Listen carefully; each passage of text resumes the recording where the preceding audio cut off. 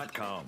Omni Strategic Technologies, the only IT company that the Watchdog trusts. Hello, everyone.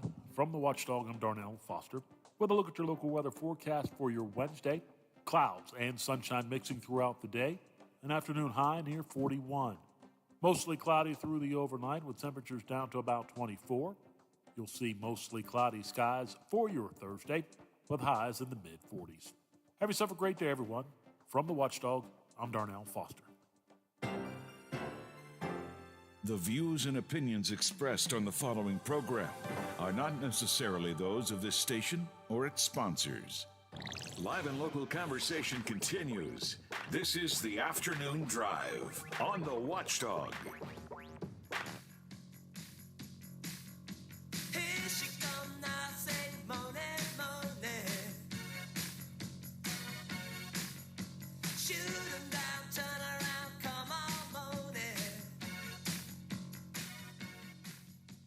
Good afternoon, everybody. Welcome back into the Watchdog. I'm Big Rick. Happy to be back with you this Wednesday. And Lola, normally we just kind of chat a little bit and catch up, but we've got a couple of huge guests this hour. Joining us at the bottom of the hour will be Wolfgang Van Halen. And right now we have assistant coach to the Nailers. Welcome back to Wheeling, Derek Army. How are you?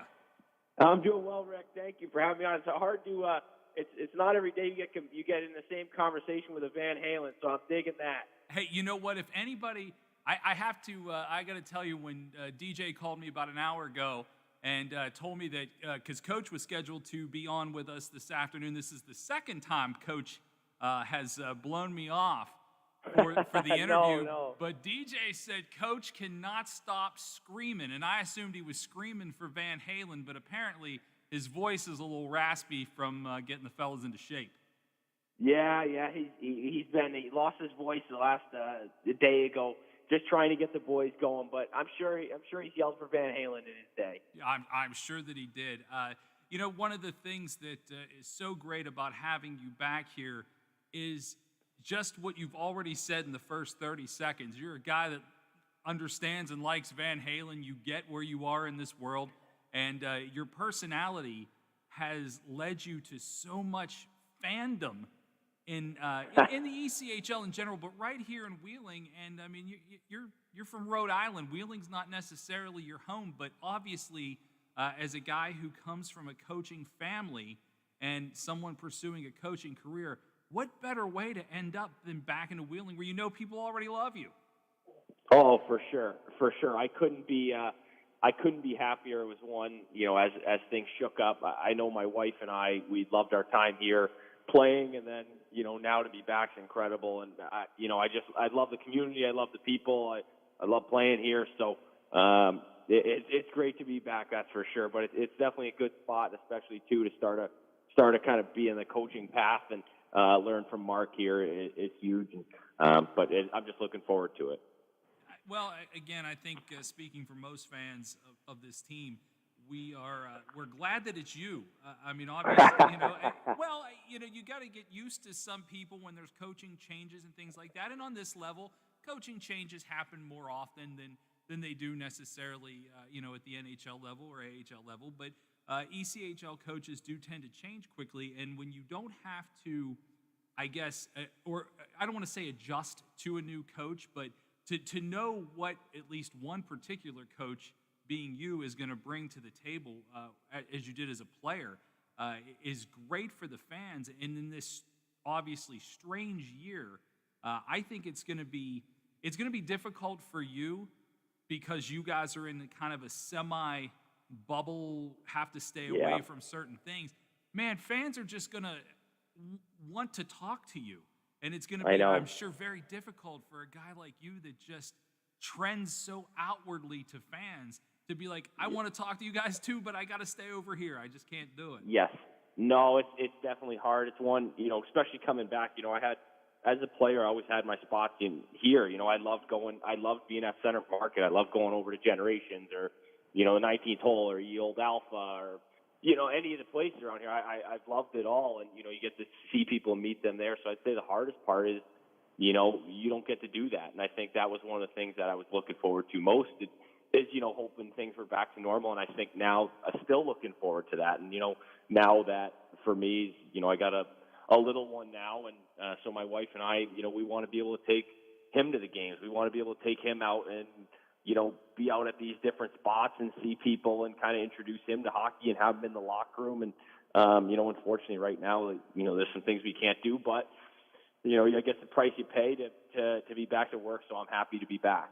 I feel like every spot in this town should have a Derek Army was here plaque after you rattled them all off. And I've seen you boys out there having a good time at Generations and such. So I'm sure all the local places and all the fans are glad to have you back. Let's talk about fatherhood. I mean, just as, aside from hockey, I mean, you're 60 days into fatherhood or so? Isn't Boone about 2 months old? Yes, he's 2 months old. I think he turned just this past week. So, yeah. Are you?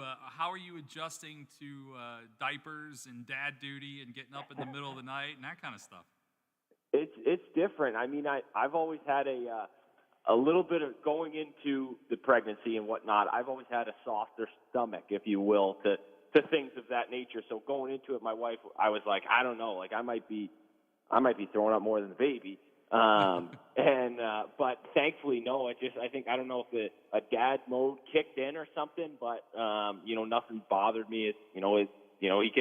He can, whatever happens, like, doesn't bother me. It's an adjustment for sure, waking up at night at, 3 or whatnot and changing a diaper. But, when you look at the little guy's face, it makes everything worth it. That's for sure. I mean, you're from Rhode Island. I know you've been up at 3 a.m. getting ready for a 6 a.m. skate. So this is just slightly different.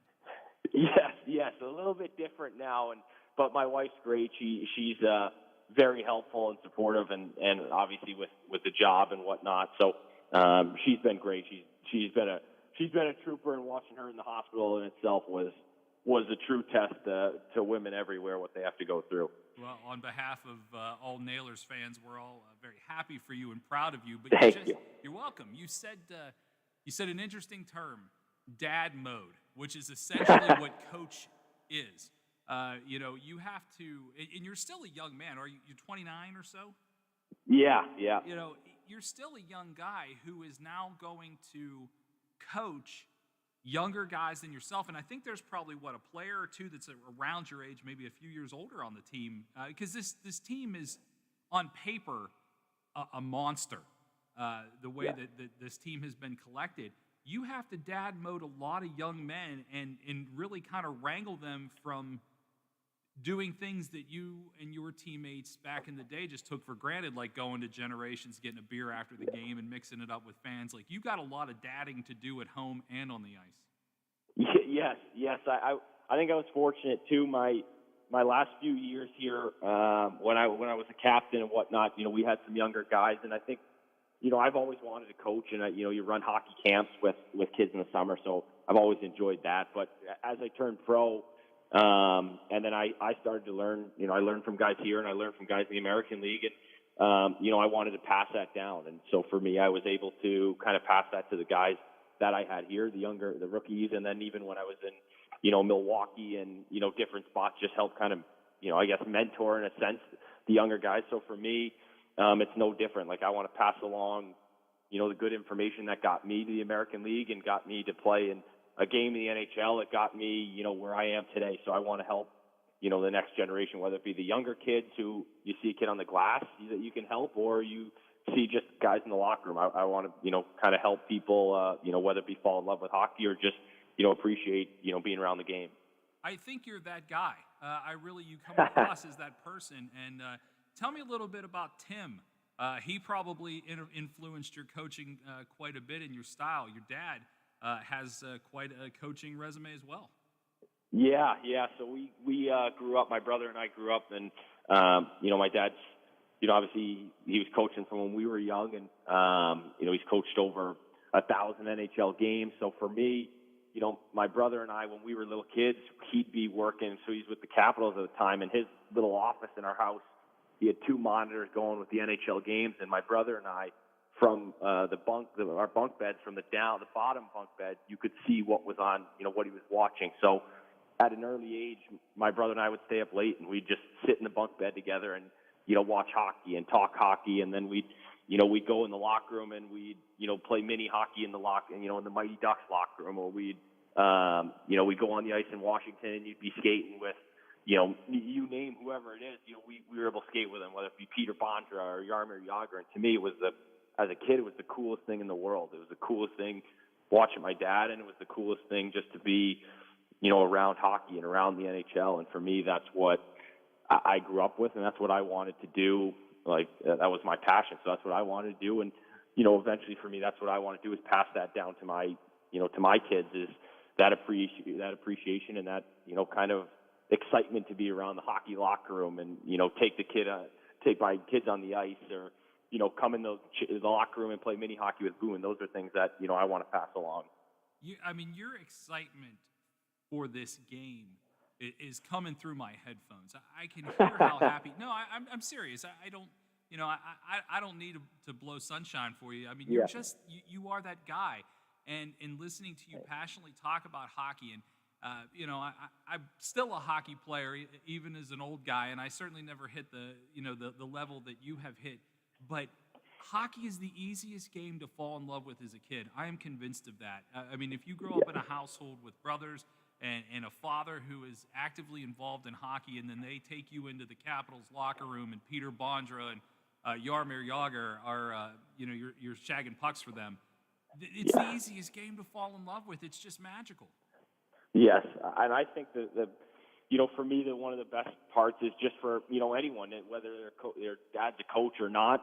I think it's just a game where you can go, you have a hockey stick, you can go out and, pick up a game in the street. You can play, grab your classic mini hockey nets. You can, dream of playing in the playoffs. And then I think what makes it special here, in Wheeling, or for the most part everywhere, but specifically in Wheeling, is, when we see little kids on the glass, or you see kids around the rink, like, you want to, make their day, toss them a puck. You want them to appreciate the game and feel like, they're a part of it too. They're your fans, but you're at the same time, you want them to be the future, the next generation of hockey fans. So to me, I took that very serious. I know a lot of guys here did as well, and I know a lot of hockey players in the world do as well, but I think it's one where it's an easy game to pick up. It's a fun game, and I think every kid, if gets a chance, I think they fall in love with it. It's a team sport.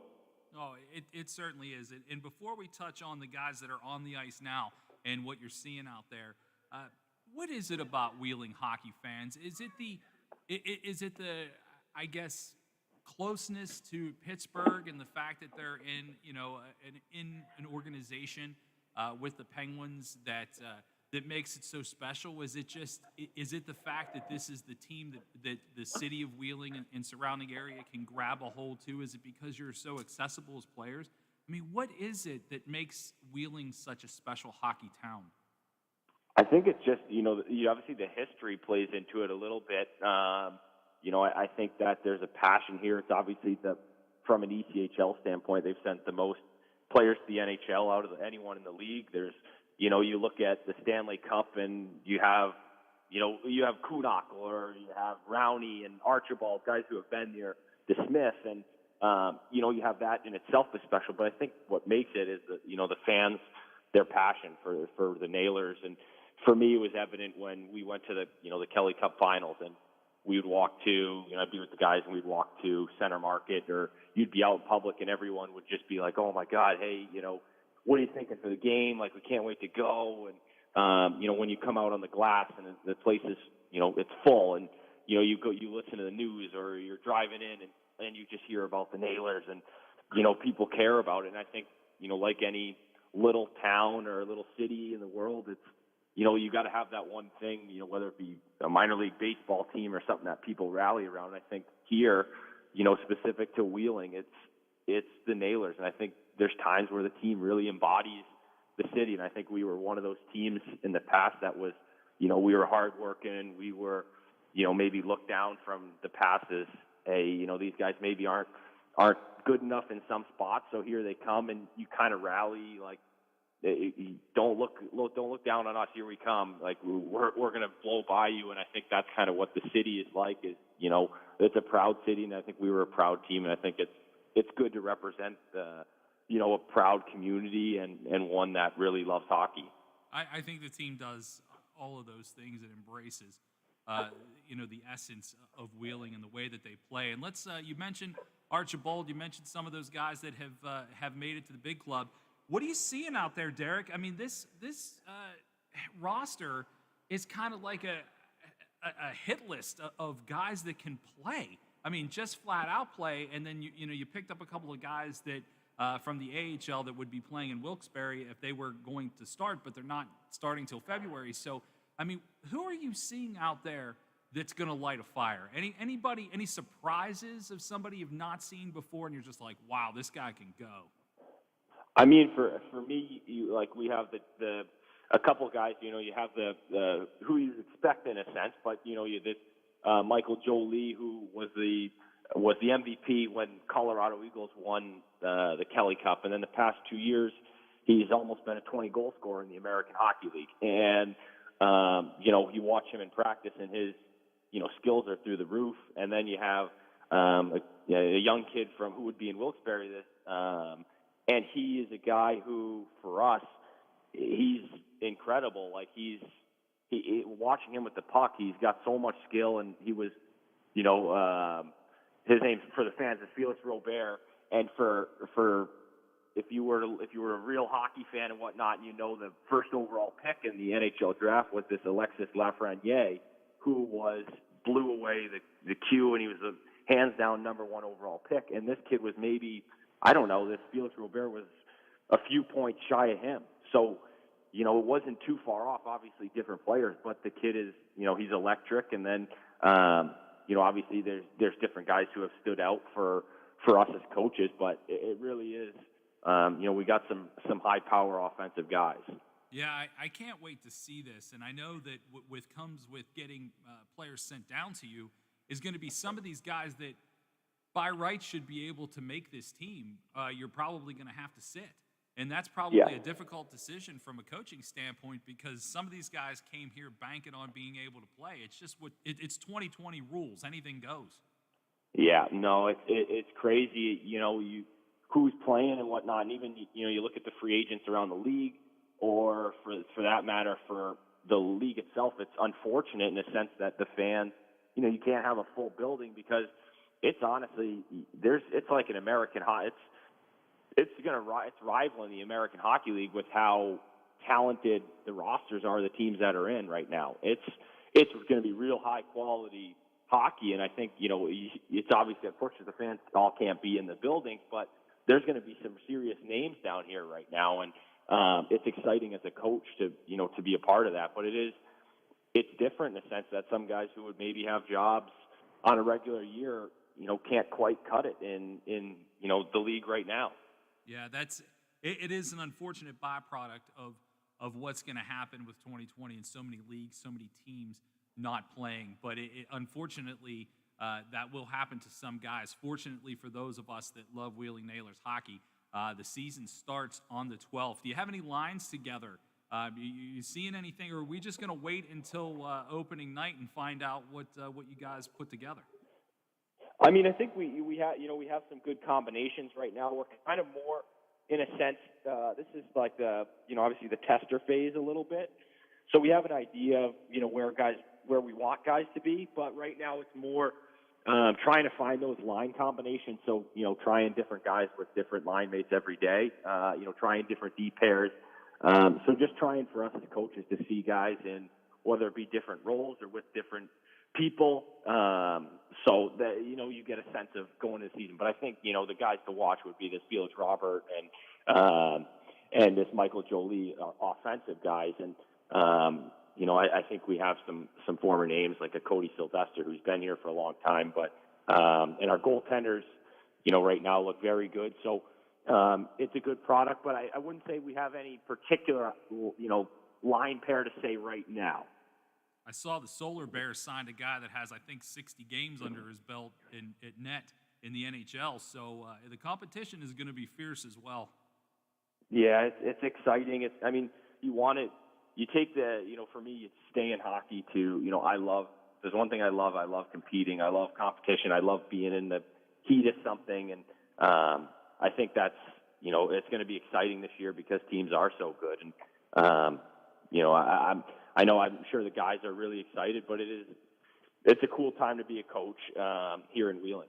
Well, it is a good time to be a hockey fan here in Wheeling. We're all very excited. December 12th. I know whatever fans are in the building are going to be thrilled to be there and watching hockey, and I certainly know that every one of them would want to high-five you if they could. Welcome back, Derek Army, assistant coach of the Wheeling Nailers. We really look forward to it, and I'll air high-five you from the cheap seats, I promise.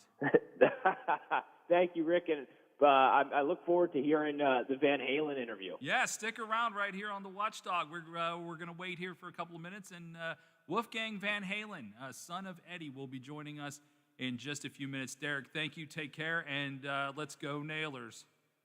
Thank you, Rick. Go Nailers. That's Derek Army. Lola, what is he not the best? Oh, I love Derek. I mean, who would not want to, even if he was just the guy in your season ticket holder next to you. That would really be cool. He's just a cool guy, and so great to have him back. And we've talked to DJ quite a bit, and I chat with him during the week too, and we text back and forth about all things going on with the Nailers. And in 2020, you have to find things that move you, that excite you, that you can concentrate on the positive. And the fact that the Nailers are playing is so huge for our region. So, wear your masks, stay smart, stay wise. Let's get a few fans in this building and then get it to the max. Let's support the team. Let's help them stay as stable as possible. And let's do this, man. I just cannot wait for the 12th. I can't wait for the 12th. On a side note, as we're going to stay here and wait for after Wolfgang to call, NHL news, and I talked to DJ about this a little bit and trying to decipher what I read, because there's a lot of lawyer words in the way things are written for the NHL and the Players Association and things like that. I saw something yesterday, and I got a little clarification from DJ about how this works. The Players Association right now in the league don't have a definite start date or a situation in which they're all willing to play hockey on the NHL level. And there are so many ins and outs to this. It is possible, and we all hope it's not going to happen this way. It is possible that the season doesn't happen on the NHL level, because the players had to give up a lot contract-wise, and then 24 teams played in that bubble in Canada. And even though some of them, including the Penguins, left very early in that bubble, everybody gave up time with their families, time at home. I mean, yeah, it's part of the job when you have to go on if you're a Penguin and you go on a Canadian road trip and you're gone for 12 days from your family, that's difficult, but it's part of your job. Living in a hotel away from your family for what was, for some, 12 weeks isn't necessarily in your job description. And so not having an idea of how that's all going to unfold on the NHL level right now is a little scary for hockey fans, because we may not get, and I'm not gloom and dooming it here. I'm just saying right now there's not a lot of positive movement in that. That doesn't mean there's negative movement. It just means there's kind of no movement as far as the NHL goes. And so we just hope and we wait, and we believe that if nothing else, we're going to have a very, very good Wheeling Nailers season here at Westbanco Arena, and we are super excited to have Derek Army back in the fold with the Nailers. Looks like Lola is on the phone. So it's your interview. Well, how about that? Welcome to the Watchdog, Wolfgang Van Halen. Wolfgang, you there? Maybe he hasn't picked up the phone. Oh, okay. I mean, we'll just wait and see. Keep talking. Oh, okay. So as we wait for He said he had to go get him. I assumed he was Oh, okay. sitting right No, there. that's okay. That's okay. So very exciting for us today to talk to Wolfgang Van Halen. He's got new music out. He's got his own band. He's got his own project, and we want to talk about all of those things with him today. The band is called Mammoth WVH, which of course is Wolfgang Van Halen. The song is called Distance. The video is out there. We'll see if we can get it posted up to our YouTube page, and it is very touching. A tribute to his father Eddie, and if it'll get you, if it'll definitely get you right in the heartstrings, if you know what I'm saying. So as we wait for Wolfgang to join us, I know it was kind of a last minute thing for him to be able to jump on the phone with us today. So we'll get Hello. Wolfgang. Hi. Hi, how are you? I'm all right. Well, welcome to Wheeling, West Virginia, and thank you so much for joining us, kind of on short notice. My buddy, Oh, no problem. My buddy Ken Pittman took action when I saw there was an opportunity, and I'm so glad he was able to connect us today. Yeah, Ken's a great dude. Oh, if there's ever anybody that I would trade my life with, it'd probably be Ken Pittman. He's one of the coolest guys I know. Motorcycle extraordinaire, but I don't want to waste too much time on my love for Ken Pittman, because I want to talk about things Wolfgang Van Halen.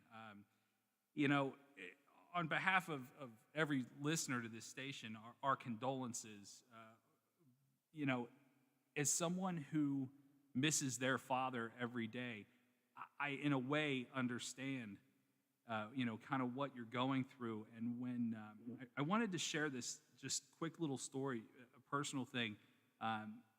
The moment that the news broke about your father, Lola, the producer, and I were on the air in this very radio station, in this very situation. About 90 seconds before we came back on the air, it popped up on my screen.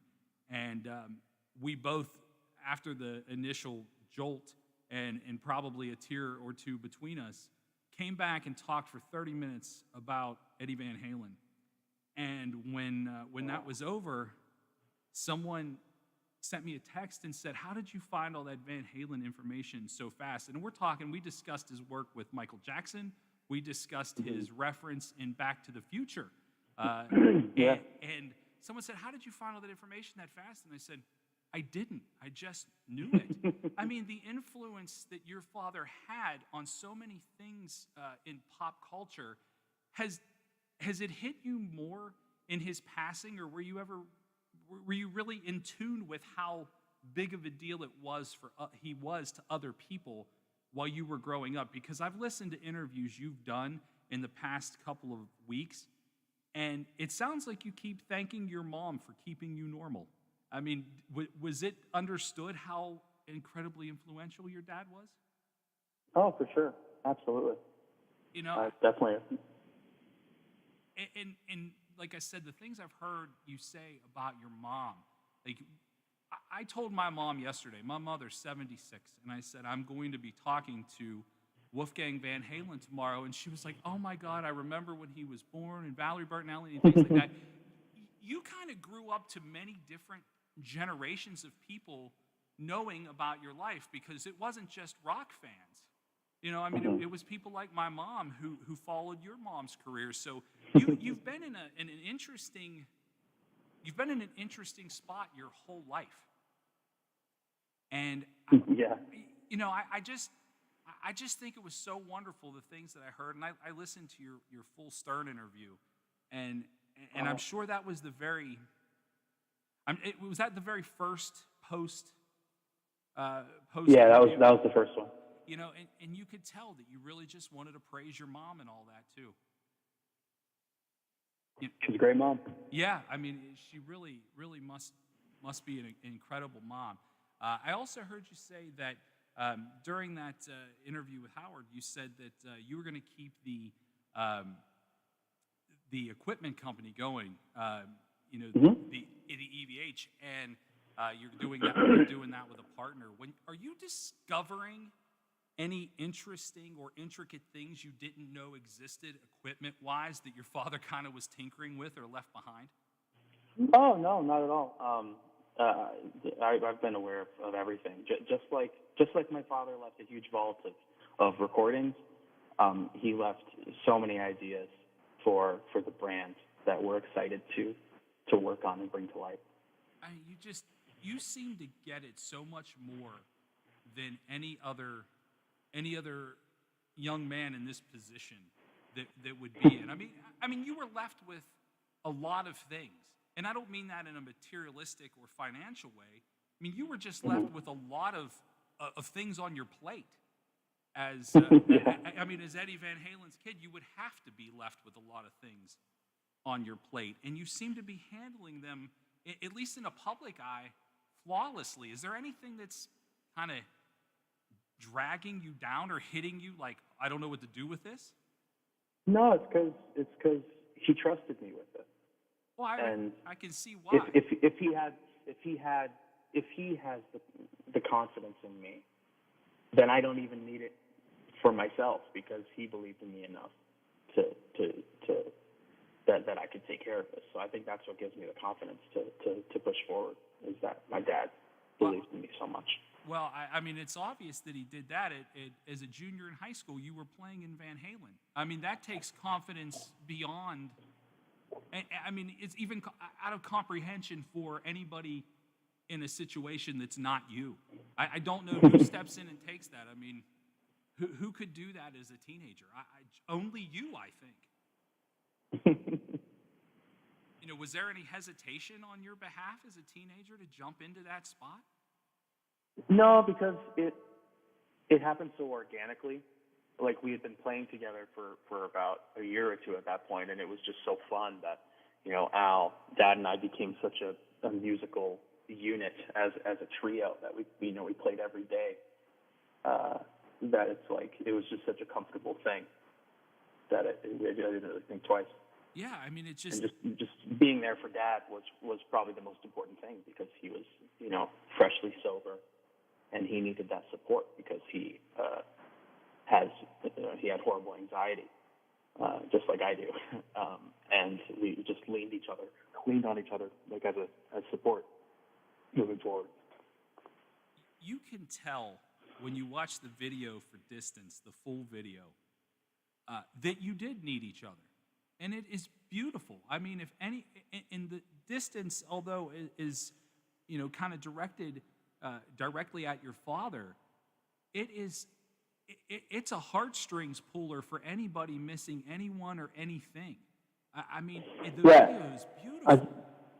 I think when you watch the video, that it shows my personal experience and meaning with the song. But I think if you listen to the song on its own, there's the duality of it where it's written very specifically from my point of view, but I wrote it from a perspective that I think anyone who's ever experienced a monumental loss in their own life, they can directly relate to it. Well, you nailed it. I mean, I know that you know, I know that somebody else edited the video for you, but you had to provide all the obviously all the home movies and stuff, and you honestly. When people outside of being named Van Halen think of Van Halen, we think of this larger-than-life guitar-playing virtuoso who may be one of the best who's ever picked up a guitar, if not the best. And what you see in the video is a loving three-person family, and it's just a beautiful thing. It's just an absolutely beautiful thing. And when the video ends, I'm assuming that was a voicemail that your dad left. Mm-hmm. Yeah. When you hear that, I mean, it gave me chills, and I don't know you or your dad. I mean, do you still play it? Because I'll be honest with you, I think you did something there that a lot of people do, and I'll be honest, I do. And my mom, thankfully, is still here, but I have a voicemail on my phone from my mom that I've never played. And I don't know what it says, but I will probably leave it there for the rest of my life just in case. Yeah, I've got maybe like 30 voicemails. And I had just been going through them, and I found that one. And it was so wonderful that it really just encapsulated our relationship in such a great way. I thought that was really important to share. Yeah, it really is a beautiful tribute to your father. I know that we have limited time, but I definitely want to talk about this project. Mammoth WVH, you let Howard play another song from the recordings. Distance is the only one that is out in public, but it is a contrast in styles, the two songs. I mean, this is a full-fledged rock and roll band. Mm-hmm. Yeah, absolutely. And you've got some gunners in this band with you too. I mean, don't you? You also have a conspirator in this band from Slash's band, Mm-hmm. correct? Yeah, in the live band, but on the record, it's all me. Yeah, I know. It's an incredible thing. But I guess I would not have expected anything less, like in a tribute to your dad, that you would play everything. And I mean, you nail everything from the videography to the actual playing of the instruments to singing. You nailed it all. And I do have to ask this question because of other things that I've heard that you've said in recent interviews, about, I think Howard even remarked about how, hey, or maybe it was Robin that said, oh, there's a Van Halen that could sing. And you said that your dad, could sing a little bit, but he was not much of a dancer. Yeah. I mean, Hot for Teacher shows us that if there was one thing that Eddie Van Halen could not do, he was not much of a dancer. Yeah. Did he ever dance around the house? Did you guys ever make fun of him for that or rib him a little bit over it? Oh, not too much. Not really. It's great to hear you laugh about that because I kind of worried about saying it. I didn't want to offend or insult in any way. No. But No. I mean, it's so iconic to people my age to watch that video. It's just so involved in our lives. And I think I remember seeing it the first time as a kid and going, I wonder what song he's dancing to, because Uncle Alex and Dave were kind of in time, and then there was Eddie doing his thing. One more thing, and I will let you go. When you see, I mean, obviously you were in the band at the time that David Lee Roth was in the band, or back in the band, or however you want to say that. When you see stuff happen in publicly between Sammy and Dave, do you just think that that's just my weird uncles fighting? Or, I mean, is it odd or awkward to you and your family in any way to see them sometimes behaving badly? Yeah, I prefer to stay out of it. Yeah, no, it's less eyes on me, and I appreciate that. No, I get that. I get that. I just, the whole world just sees that as, these are two of the greatest frontmen in the history of rock and roll, combined, obviously, with one of the greatest guitar players in history. And to watch them all not be able to get along just kind of adds to the legend of what Van Halen was, Yeah. It really does. Well, I know that I know you're pressed, and I appreciate so much for you joining us. And I hope that everyone that gets to and makes a point to go find this video for Distance, watch the full thing, and just appreciate how much of a bond that you and your father had. And I thank you for sharing it with us because it's an absolutely beautiful tribute. Oh, thank you, man. Thank you so much. That means a lot. It's sincere, and you're a great musician. I hope you never live in anybody else's shadow. You got your own thing going on there, and you're a good guy. And I hope you succeed. Thank you very much. I hope you succeed a mile high, my friend. Thank you. That means the world. Thank you. Wolfgang Van Halen will be back on the Watchdog. For all of your IT needs, visit OmniPerforms.com. Omni Strategic Technologies, the only IT company that the Watchdog trusts. Chris DePlaga and family of Top Notch Landscaping and Supply would like to wish all their customers, past, present, and future, a Merry Christmas and a Happy New Year. Bring the whole family to their lighted lot for that special Christmas tree while supplies last. Open Monday through Friday, 10 a.m. to 8 p.m., and Saturday and Sunday, 9 a.m. to 8 p.m. That's DePlaga's Top Notch Landscaping and Supply, located at 140 Peninsula Street in Fulton, where everybody goes for their tree. I'm Andrew Saul, Commissioner of Social Security. Beware of telephone scammers pretending to be government employees. real Social Security employees will never threaten you. Callers threatening you with arrest or other legal action and demanding money are not from us. If you receive a call like this, hang up, do not provide them with any form of payment or information. Report the call at oig.ssa.gov. Give the gift of safety and security with AAA. Save $20 on a new gift membership, plus add a second eligible member for free and get a free $10 gift card. Call or visit your local office or AAA.com/AAA gift. Now, during the Jim Robinson Ford Lincoln Toyota Pre-Owned Super Sale, select from over 80 vehicles in stock starting under $5,000. Most are local trades, many with one owner. Hurry to Jim Robinson at the Highlands, home of lifetime powertrain protection. Now, during the Jim Robinson Ford Lincoln Toyota Pre-Owned Super Sale, select from over 80 vehicles in stock starting under $5,000. Most are local trades, many with one owner. Hurry to Jim Hi, this is Erin Karenbauer. Merry Christmas and Happy Holidays from all of us at Karenbauer Distributing. We are teaming up with Budweiser to spread holiday cheer with an important reminder to keep our roads safe this holiday season. Always plan ahead for a safe ride home. Please don't drink and drive. Here's to a great year behind us, and cheers to a new year from your friends at Karenbauer Distributing. Wheeling Coin and Hobby on 10th Street in Wheeling, next to the Bridge Tavern in downtown Wheeling, wants to buy any and all unwanted gold and silver jewelry. They are paying top dollar for 10, 14, 18, and 22 karat gold, plus 925 sterling silver. They also want to buy collectible coins and paper money from before 1933. Wheeling Coin and Hobby is open daily from 9 a.m. to 5 p.m., Monday through Saturday. Coin and Hobby, 304-232-8430, and add them on Facebook.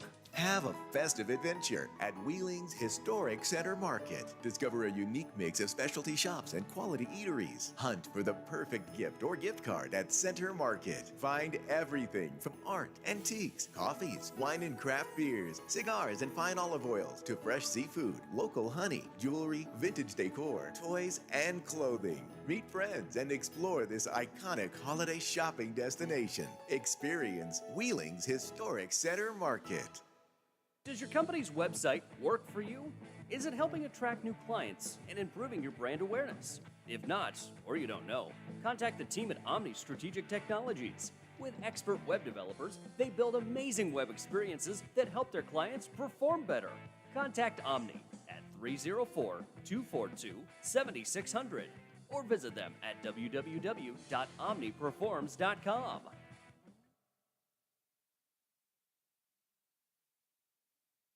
The Metro News Update is brought to you by Thomas Auto Centers, Mall Road, St. Clairsville. Get the best deal at Thomas Auto Centers. West Virginia Metro News. I'm Chris Lawrence. A Charleston police officer continues a fight for life today at the Charleston Area Medical Center. Patrol Officer Cassie Johnson was shot Tuesday afternoon responding to a complaint about parking. Today, Charleston Mayor Amy Goodwin, speaking on Metro News flagship station 580 WCHS, said her recovery is tedious. Cassie is certainly not out of the woods. This is going to be a long road, and it is still touch and go. I want folks to understand what it takes. I mean, this, as Chief said last night, her injuries were really injuries that were just not sustainable with life. Now, the person police believe shot Officer Johnson was also shot and wounded. He is in custody today, but investigators have not revealed his name. They have also not revealed any of the circumstances surrounding the shooting to this point. Johnson is 28 and had been a member of the Charleston Police Force since January of 2018. An accident from Tuesday outside Parsons has left one person dead in Tucker County. Authorities say that wreck happened on Route 219 and involved a pair of vehicles. The name of the victim killed was not released by authorities. In Taylor County, a teenager is charged with arson and 5 counts of attempted murder after allegedly setting fire to a home in Grafton. The state fire marshal issuing the charges to the 16-year-old suspect for that blaze Sunday at a home on Robley Street in Grafton. 5 people in the home escaped safely during the blaze, which broke out a little after 1 in the morning. You're listening to Metro News, the voice of West Virginia. Longtime president of the West Virginia Coal Association will retire at year's end. Bill Rainey has been in that position since 1992, and despite the rough road coal has had in the last decade or so, he still sees a place for it in the future. I don't think it'll look, another 160 million ton a year production. We'll probably not see that. But if we can hit in there somewhere between 90 and 120 million a year, then it's going to sustain or help sustain the state budget. From the Metro News Anchor Desk, I'm Chris Lawrence. Hello, Ohio Valley. This is Kate Delaney inviting you to join me overnight here on The Watchdog. Whether it's talking to big names in entertainment or sports, discussing the latest political news, or just chatting about life, I'll be here to keep you company on The Watchdog, WVLY AM 1370, FM 97.7, or online at watchdognetwork.com.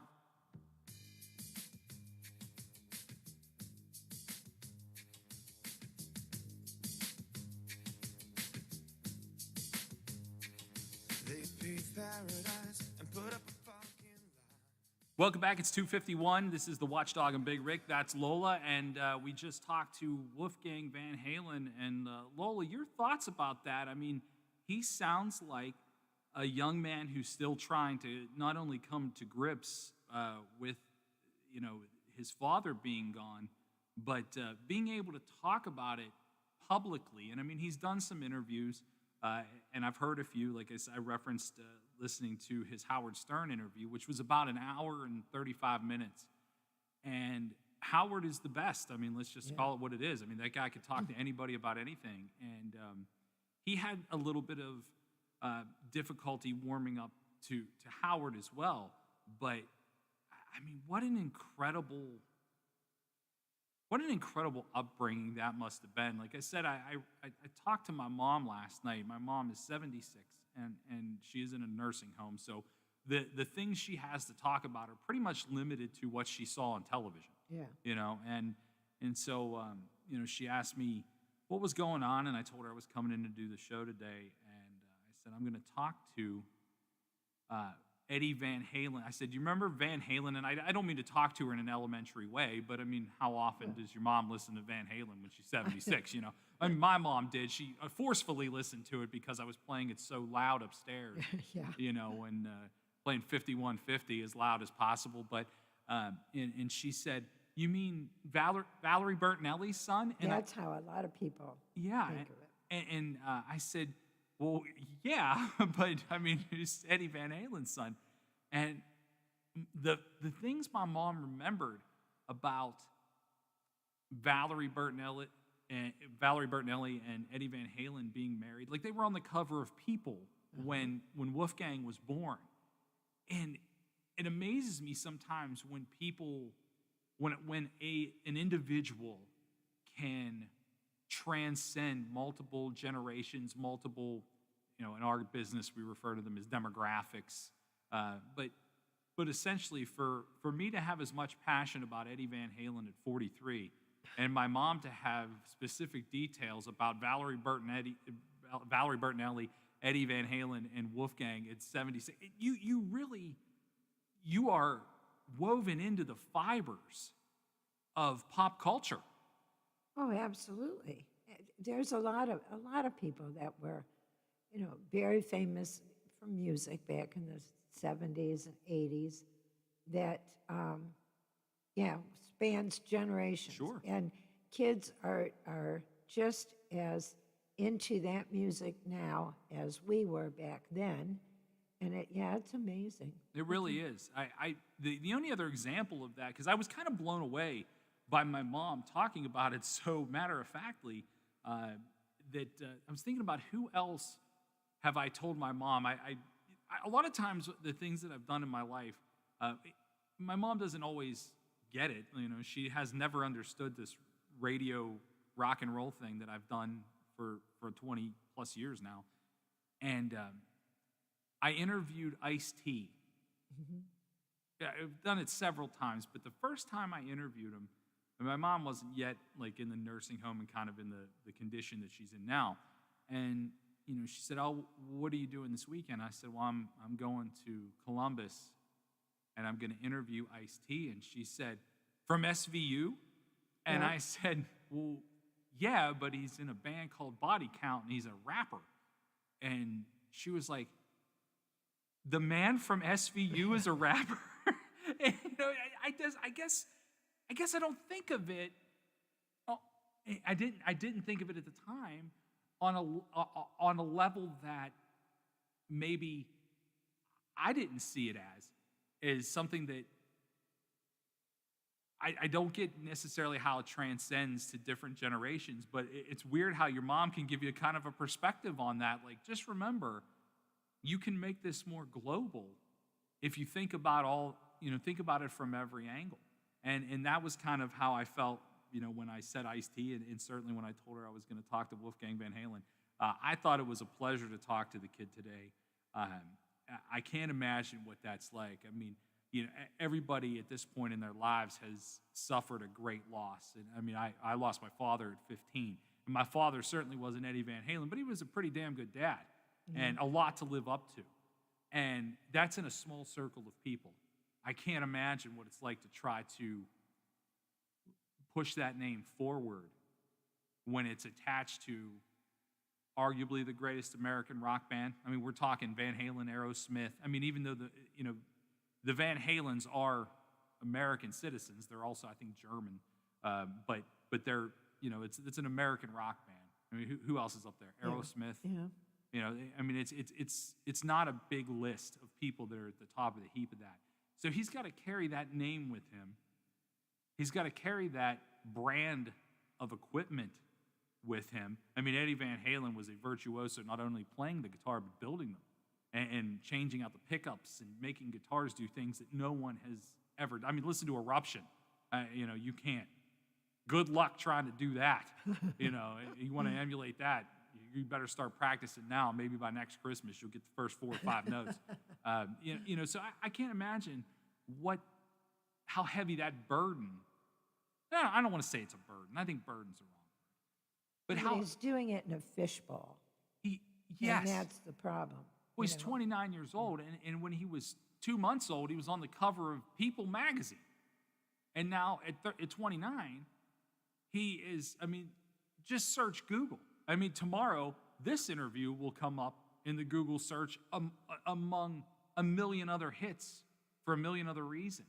I mean, and all the things that I wish we could have talked to him for a full hour, but, there's a vault that was left behind of Van Halen music that people are already, clamoring for them to go through the vault and release more stuff. And he flat out said, years away. That's years away. I got other things I got to do. And he wants to be in his own band. Mammoth WVH is the name of his band, and he does have a live band with some pretty high caliber musicians in that band too.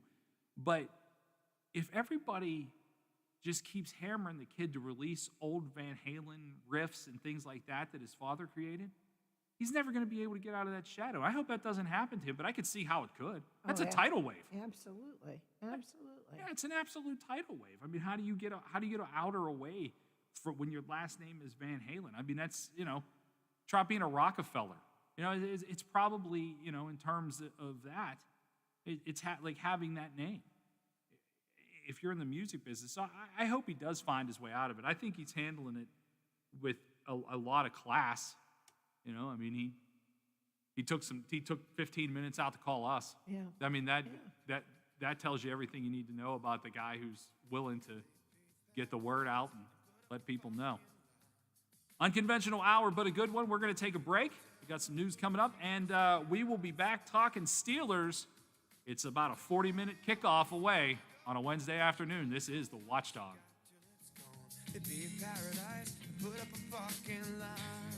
The Watchdog is FM 98.1, AM 1600 WKKX Wheeling, FM 97.7, AM 1370 WVLY Moundsville. The ABC News is brought to you by Thomas Auto Centers, Mall Road, St. Clairsville. Get the best deal at Thomas Auto Centers. From ABC News, I'm Chuck Severson. British regulators have approved emergency use of Pfizer's COVID vaccine. Prime Minister Boris Johnson. The first phase will include care home residents, health and care staff, the elderly, and those who are clinically extremely vulnerable. The FDA is expected to approve emergency use of the Pfizer vaccine for use in the U.S. next week. Top health officials in the Trump administration warning the COVID risk to all Americans is at a historic high, urging those over 65 or with significant health conditions not to enter any indoor public spaces where anyone is unmasked. At a White House briefing, Press Secretary Kayleigh McEnany defending the White House holding indoor holiday parties with little mask wearing or social distancing.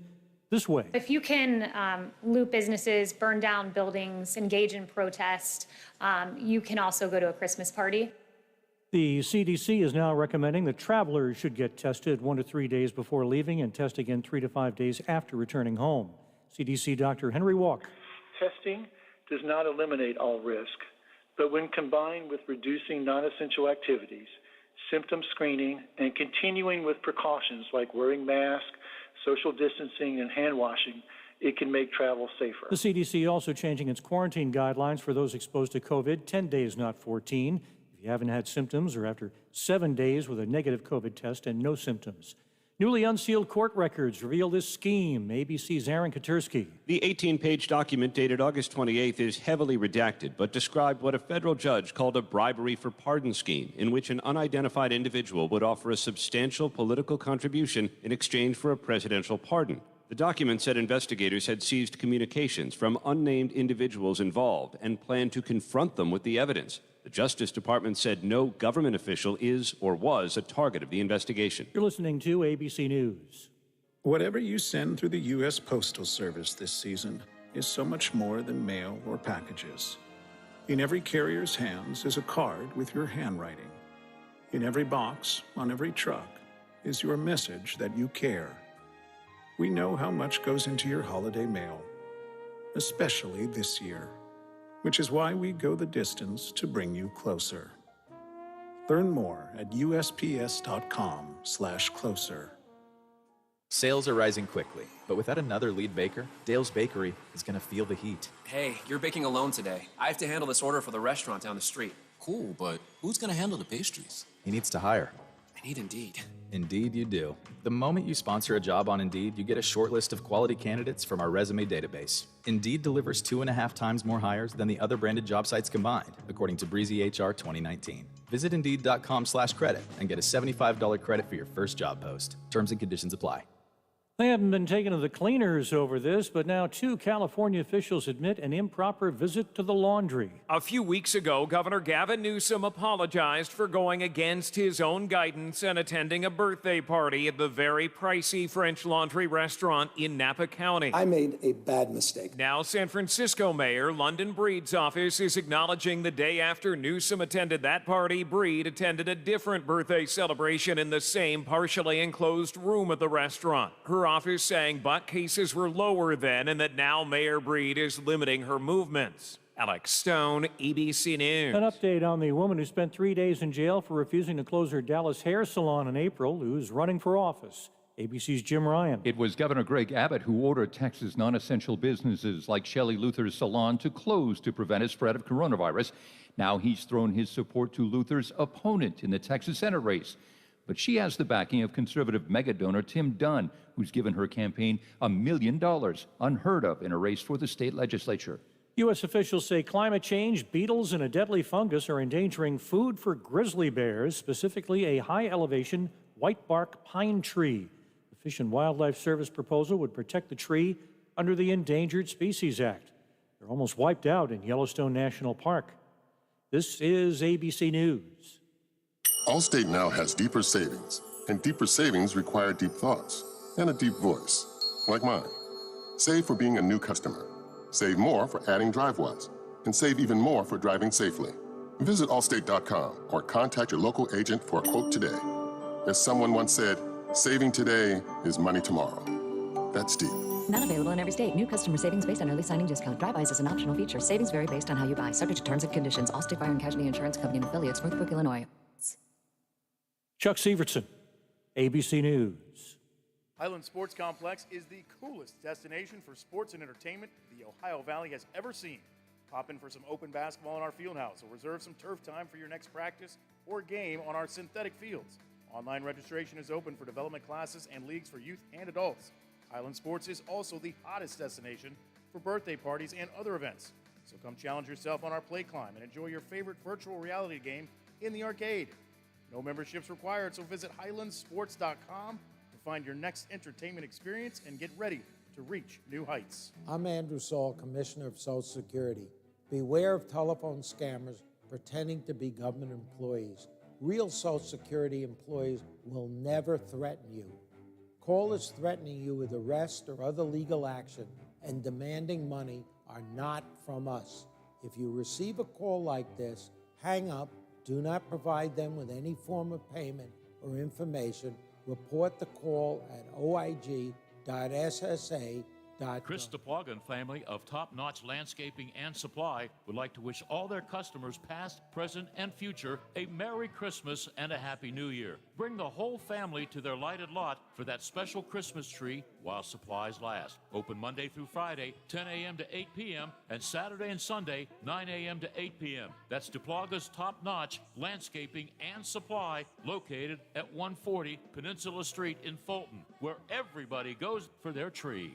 Menards is your bathroom remodeling headquarters. Start with over 400 tubs, showers, and surrounds from Lions. They're beautiful, durable, and simple to install. Update your bathroom and save big money on the best selection of tubs, showers, and surrounds from Lions, now at Menards. Prices good through December 13th. Plus, a Menards gift card is always a great gift idea.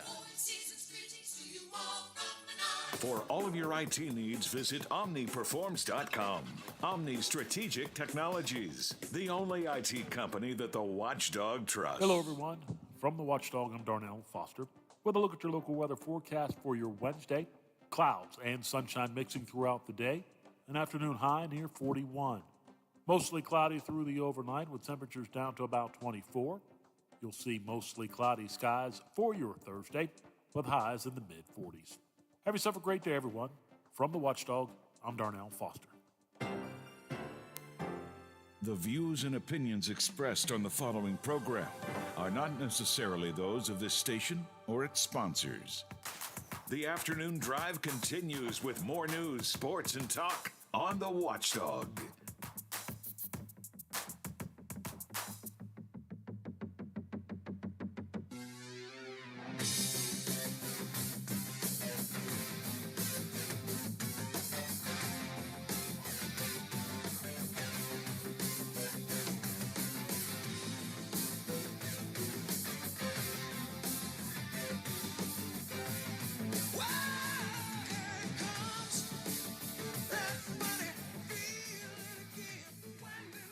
Welcome back to the Watchdog. I'm Big Rick. That's Lola.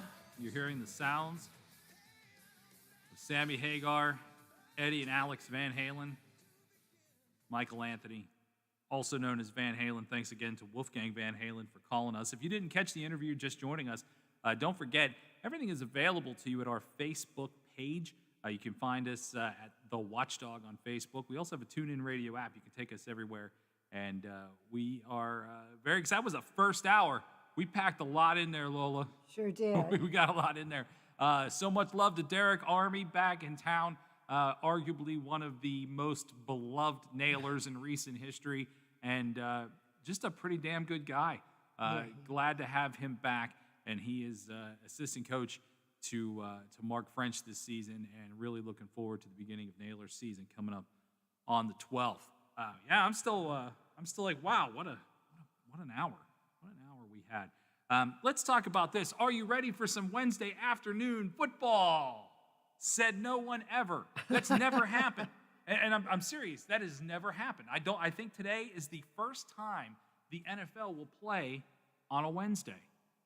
I think it has been every other day of the week, depending on when certain holidays and such fall and playoff games and things like that. But no one has ever said the words, are you ready for some Wednesday afternoon football? It's a Wednesday afternoon party. That's really happening. The Steelers are about to play. Are they? Are they? Yeah. I wasn't sure. Baltimore would come, No, they're here. Game's going to happen. And honestly, until about, the tweet came from the NFL PR guy, who is Brian McCaffrey on Twitter, at 12:43. So this game was still sort of in question by the NFL till about 1:45 today. But it is going to happen. There were some more positive tests yesterday for the Baltimore Ravens. One player, one coach. I'm going to, before we get into the actual game notes, I'm going to do something I never thought I would do. What? I'm going to say kudos to the NFL. And here's why. I know. I saw that eye roll through that window. I saw it. But follow me here. I'm trying. It's a difficult task, I understand. So I can imagine our country without basketball. And I just say that not because I'm not an NBA fan, because I love college basketball. I'll watch all the college basketball and get my eyes on. But I can imagine America without basketball. And I can imagine America without hockey. Let's face it, as much as you and I are hockey fans, it's still it's maybe the fourth major sport out of the big four. And some people make arguments about, the PGA being in that top four. Some people even used to make arguments about NASCAR being in that top four. But let's, for argument's sake, say the NHL is probably the fourth most popular sport in America. Okay. And I can even see, because people are turning their backs on baseball left and right for the most part, because it's the same four teams that are always in, So I can't imagine what America would be like right now without the NFL. People love football. People love football. And I'm one of them. Don't get me wrong. I absolutely am. I just think it's a crazy notion that people are tearing the NFL apart. Now, I don't think they've done everything right. Don't get me wrong. I'm not here to tell you how great the NFL is at all of this, because they're not. But there's also no playbook or handbook or set of rules to go in to a season like this. You have no idea. And they're making it up as they go along. And the fact that every NFL game leading into, this week has been played, I think is a testament to them figuring it out as they go along. I mean, there are a lot of people that have to just, basically go at things in life like, would it come whatever may, and I'll figure it out when I get there. And they don't figure it out. The NFL probably could have done things that sent a stricter message in this first Steelers postponement against Tennessee. Tennessee broke the protocol. They broke their, quote unquote bubble and had an unauthorized practice, and players got COVID. The NFL didn't really do much about that. They didn't pull any draft picks from them. I mean, they did get fined, but in the NFL, a $250,000 fine That's is nothing. It's the equivalent to the $7 I have in my wallet. It's not that much. They didn't lower the boom on Tennessee. And I think had they done that, there's a chance that maybe some of these other teams, namely Baltimore, who had, 18 at the first outbreak, positive tests, stemming from an assistant strength coach bringing it into the locker room. They say, because they did self-report, they say that he's been disciplined, the strength coach, but who knows? The NFL could have done some harsher things to these teams that have done completely blatant, unauthorized things that have brought COVID into their locker rooms. But the fact that all the games have been played up until now, and it's Wednesday afternoon, and this is a stupid time for a game. I'm not praising them for putting a game at 3:40 on a Wednesday, although, from what I understand, it's not actually their fault. It's NBC's fault. Mm-hmm. NBC is demanding that you listen to Dolly Parton, who's a queen, don't get me wrong, Dolly's a queen, and watch the tree get lit at Rockefeller Center. And that's why this game is in prime time. That's why it's at 3:40 in the afternoon, because you have to watch the tree get lit at Rockefeller Center, which you don't care about. I mean, it's a nice thing. My mom will love it, but you have NFL football on at 3:40 in the afternoon. The problem with your thinking along those lines is, why should everybody, and I'm including the network, all the viewers, because there are people that don't care about the Steelers. Oh, you're they right. Really don't. You're absolutely right. Why should all those schedules be changed to accommodate one game because one team really messed up? What they should have done was basically what happened to Denver this past week. If you put them all on IR. Now they've got two different IR lists, one for real injuries and one for COVID. You play with what you got. They've opened up the rosters anyway. You can go all the way down to your practice squad to bring players up. Next man up, you play the damn game when it's scheduled. If you can't field a team, then you forfeit. It's that simple. I would be 100% with you. I mean, I'm 99% with you. Here's why it doesn't happen. A forfeit equals players not getting paid, and then you open up an entire other can with the Players Association, because those players don't come out to get paid for 15 games. They come out to get paid for 16, and they're not going to leave that money on the table. I agree with play on the day you're supposed to play with what you have, because essentially, you're right, Denver had to. And for those of you that don't know what happened to Denver, and this is sort of, if you think about it, Denver actually plays a little bit of the culprit in that situation too, because Denver didn't keep one emergency quarterback virtual. That's their fault. Yeah, exactly, that's their fault. They're not a culprit in it. They just blew it. That's akin to a coaching mistake. Yes. You know, but what the other thought with making a team forfeit, the team that cannot play pays the salary of the team that could have played. Oh, that would be millions and millions. Well, but okay, but you know the rule. And at this late date in the season, you know the damn rules. You know the protocols you have to go through. And if you still screw it up, shame on you. I mean, I get so tired of, because it's a multi-gazillion dollar business, that they should get all the break. All the other team or other sports have managed to pull it off.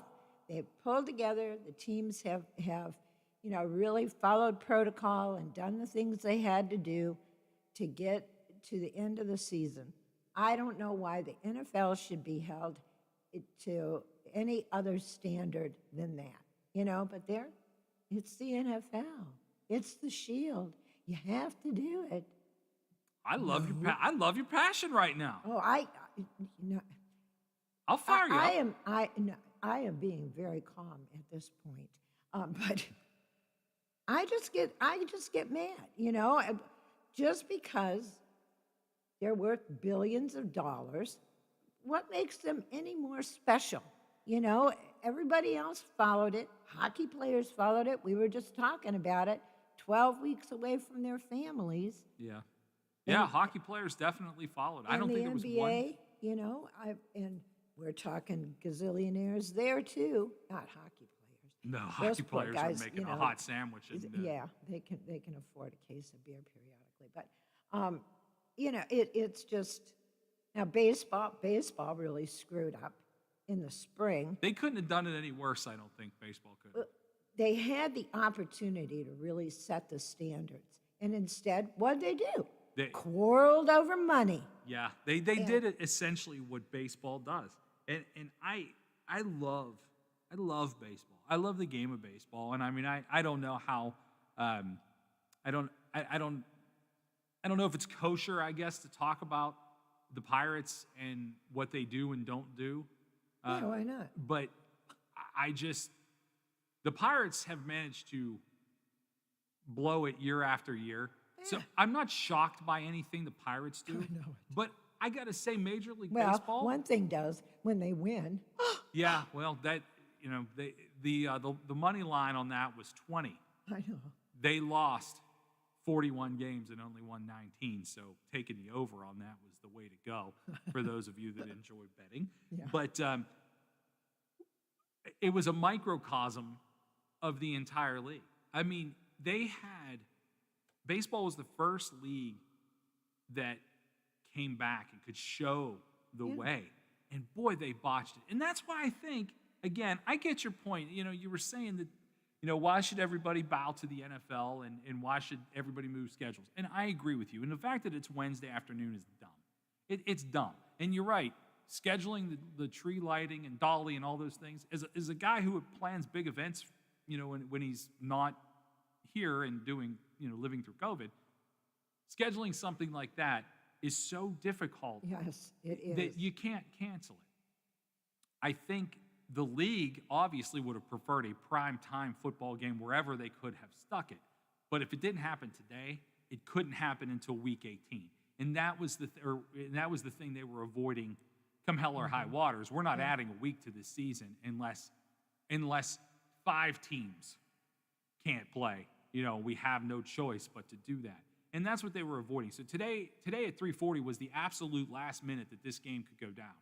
And because tonight was not an option.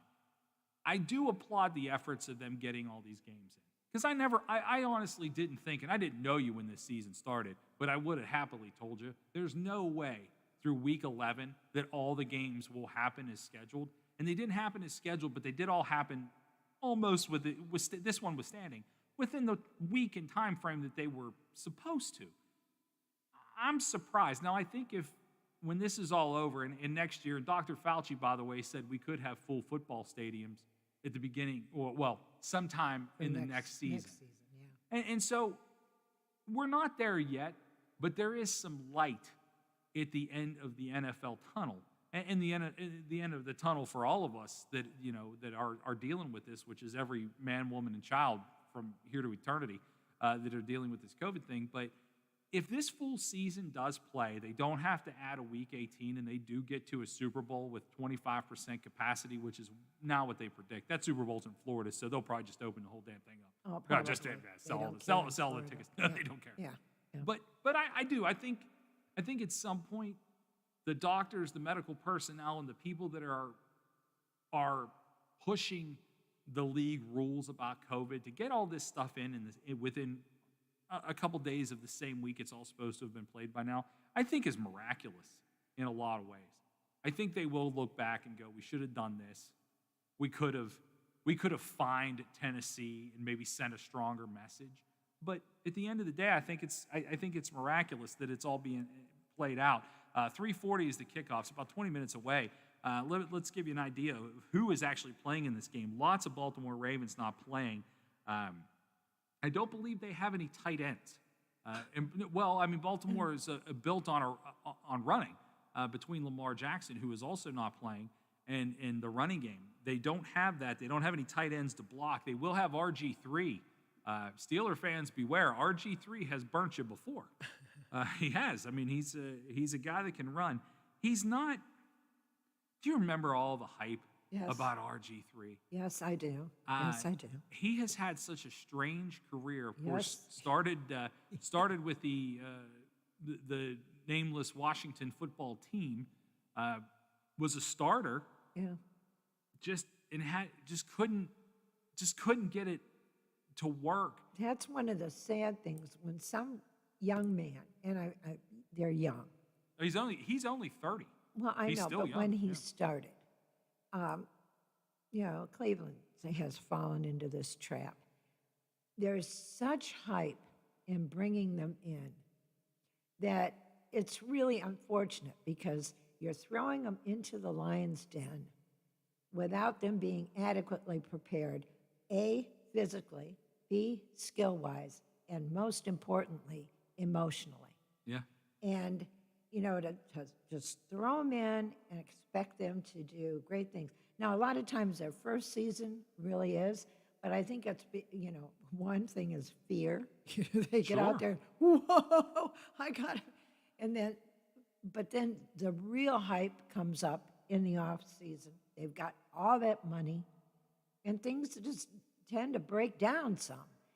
So I think it's just sad sometimes to watch these kids that have talent, they can play, and they're just thrust into situations where it's almost like a no-win situation. Yeah, it is. It's a strange thing for RG3 and a strange journey, but he's going to get, even though it's not in prime time, it is his prime time opportunity to show that he does still have some wheels and can manage a game.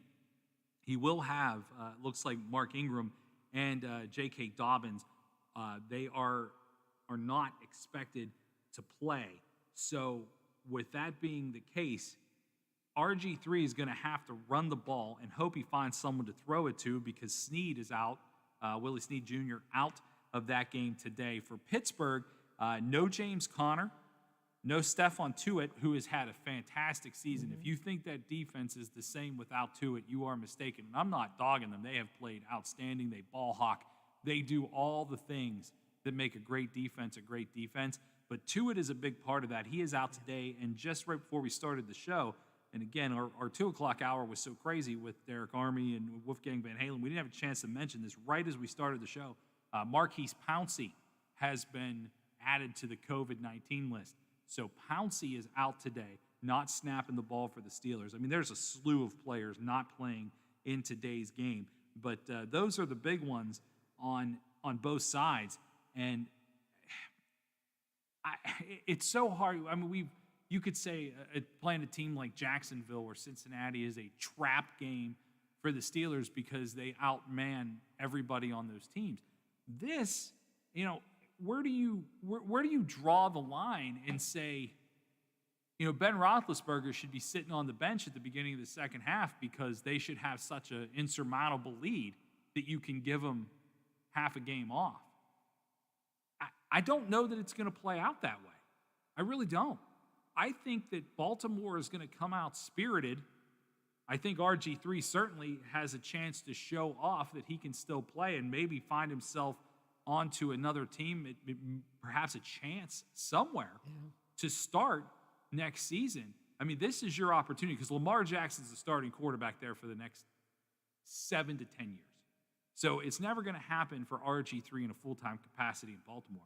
This is his chance to show off. And I think that I'm not saying I think he'll play great. I don't think he'll play great. I think the expectations are so low for what Baltimore is going to send out on that field today. If he does some things right, it could shock the Steelers a little bit in the first half. It could be surprising. I don't think that's necessarily the case, but it could be. I don't know who he's going to throw the ball to. I mean, he may have to throw it and go catch it. I don't know what they have in reserve. There's a lot of guys that are playing in today's game that I've never even heard of. And I mean, I follow this pretty closely. A lot of guys, I'm just like, I don't even remember them from college. So it will be a strange game. If the Steelers don't beat up on the Ravens today, that's a bad sign for the Steelers. Because, they're missing Connor, who's certainly a serviceable back. The running game hasn't really gotten going for the Steelers in the last couple of weeks anyway. They are going to start Benny Snell today. McFarland, I think, is going to get some touches as well. But Benny Snell starting, and who knows, maybe Snell sparks a running game against what is a depleted Baltimore defense. I mean, it's not the same as if they were all healthy, but a win's a win, and it's a win you need. This is not... Doesn't matter if it's pretty or ugly. No, it certainly does not. It absolutely does not. But you're not going to have Tuitt, you're not going to have Pouncey, but you still have to go out there and throttle this team. And if you don't, boy, I would not want to answer those questions tomorrow morning. I mean, Thursday's not usually an ugly day for a football team. It's usually a prep day. If the Steelers do not go out and absolutely throttle the Ravens today, that is a bad thing. And I would not want to be Mike Tomlin for anything. And I mean, I think Tomlin has an incredible job. For so many years, when the Steelers are what some fans determine to be mediocre, they're at least 8-8. Yeah. They're at least 8-8. The guy has never had a losing season. And certainly the Lev Bell, Antonio Brown final chapter, he did not look like a great coach. He looked like he had no control over his locker room. Everybody was doing whatever, whenever, saying whatever, and it was quite disruptive. And you know what? I can understand why people at that moment said, maybe he's not the guy anymore. He doesn't have control. And I was one of those people. I won't lie. I was one of those people going, I don't think he has control over this. The job Mike Tomlin has done from the last day of the Antonio Brown era to today, I think makes him a Coach of the Year candidate 10 times over. I mean, he took Roethlisberger, who had what would end a lot of careers, that injury that Roethlisberger had, and they've installed an offense that Roethlisberger can thrive in. Mm-hmm. They've kept him, knock on wood, safe. And this guy has 10 wins and no losses. I don't think you can question the job that Mike Tomlin has done. But boy, I tell you what, I think today is the most difficult coaching challenge that he has all season. And I know that sounds crazy because they have already beat Baltimore once and they beat Tennessee in a tough road game. But I think today is the most challenging piece of coaching that he's going to have to do all season. He's playing on a Wednesday afternoon. Some of his starters are out, and he's playing against a team that has absolutely nothing to lose because no one thinks they can win. That's a dangerous game. Well, and they're playing with players that you're going to get very little film on. Yeah, that's what I mean. So it's Some of these like guys I they're don't know. strangers, practically. Yeah, I mean, it is. It's going to be very difficult for them to figure out, what these guys are capable of. But obviously they have the coaching staff to do it. I just think today is going to be I think today is the toughest coaching job in football this season for Mike Tomlin. Yeah, I agree with you. Yeah, I just think it's going to be difficult. But again, that kickoff coming up in about 10 minutes. We got more coming up today. We're going to talk about the stimulus process and what's happening with that. I know it's interesting, and I just want to flat out say it. I think Donald Trump at this point is stealing our money. I'll tell you all about it in just a few minutes here on The Watchdog. Throughout the Ohio Valley, back to school is looking different. Each day, parents, teachers, students, coaches, and administrators are finding solutions to situations that are unprecedented. All of us at the Highlands appreciate everything you are doing and are here for the items you need. Visit hitthehighlands.com for the current guidelines and updated contact information of our retailers and restaurants. For all of your IT needs, visit OmniPerforms.com. Omni Strategic Technologies, the only IT company that the Watchdog trusts. In a hurry and need to see a doctor? The Woodsdale Health Center and Walk-In Clinic is located across from Little Caesars on National Road. Open 7 to 7 Monday through Friday. Patients can receive primary care, treatment of minor illnesses and injuries, wellness visits and physicals. There's also a lab draw station open from 8 to noon weekdays. A division of Wheeling Hospital, the Woodsdale Health Center is led by family physician Dr. Michael Wilson. Call 304-234-1971. They'll take good care of you. CA House Music has all the gear to make your music legendary. With all the best gear, including Fender, Epiphone, Yamaha, and more, CA House will have you rocking in no time. Get the most for your money with everyday low prices. And we meet or beat internet pricing. Play before you buy and let our product specialists help you pick out the instrument that's right for you. CA House Music, supporting local musicians since 1872. Play music for life.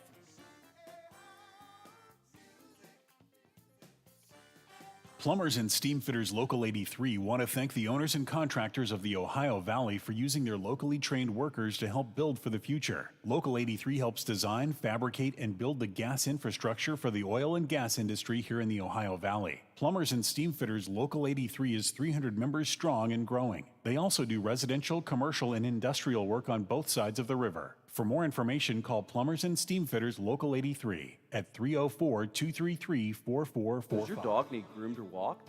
Are you looking for a pet sitter or dog boarding options? If so, call Dirty Paws, Wheeling's newest pet care service, providing the Ohio Valley with everyone's pet care needs. Check us out on Facebook at Dirty Paws WHG or call 304-639-7754. Now, during the Jim Robinson Ford Lincoln Toyota Pre-Owned Super Sale, select from over 80 vehicles in stock starting under $5,000. Most are local trades, many with one owner. Hurry to Jim Robinson at the Highlands, home of lifetime powertrain protection. Now, during the Jim Robinson Ford Lincoln Toyota Pre-Owned Super Sale, select from over 80 vehicles in stock starting under $5,000. Most are local trades, many with one owner. Hurry to Jim. Does this current crisis leave you wondering how to pay your bills? Well, a lot of people are struggling right now. I'm attorney Tom McIntyre. Call me today to schedule your telephone or video conference meeting, and I will send you a copy of my new book about bankruptcy, When Bad Things Happen to Good People.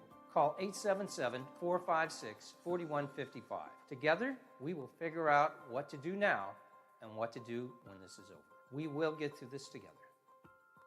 Highland Sports Complex is the coolest destination for sports and entertainment the Ohio Valley has ever seen. Pop in for some open basketball in our field house or reserve some turf time for your next practice or game on our synthetic fields. Online registration is open for development classes and leagues for youth and adults. Highland Sports is also the hottest destination for birthday parties and other events. So come challenge yourself on our Play Climb and enjoy your favorite virtual reality game in the arcade. No memberships required, so visit HighlandSports.com to find your next entertainment experience and get ready to reach new heights. Save big money in all your home improvement projects at Menards. Decorative shelves from Dakota are the functional way to add a contemporary look to your home. They're pre-finished and easy to install, so they're the perfect choice to add storage or display items in any room in your home. Right now, all Dakota shelving is on sale. Save big money on everything for your home now at Menards. Prices good through December 13th. Plus, a Menards gift card is always a great gift idea. The original Undo's in Benwood is the perfect place to enjoy the big game, great food, and the company around you. The outdoor patio is the best kept secret in Marshall County, featuring plenty of big screen HD TVs, an outdoor beer garden, and NFL and MLB packages so you don't miss a second of the action. With the holiday season fast approaching, don't forget about Undo's Catering. Perfect for holiday parties, family gatherings, conferences, weddings, or any event large or small. Check out undos.com for menus, specials, entertainment, and more. Undo's Family Restaurants, family owned since 1953.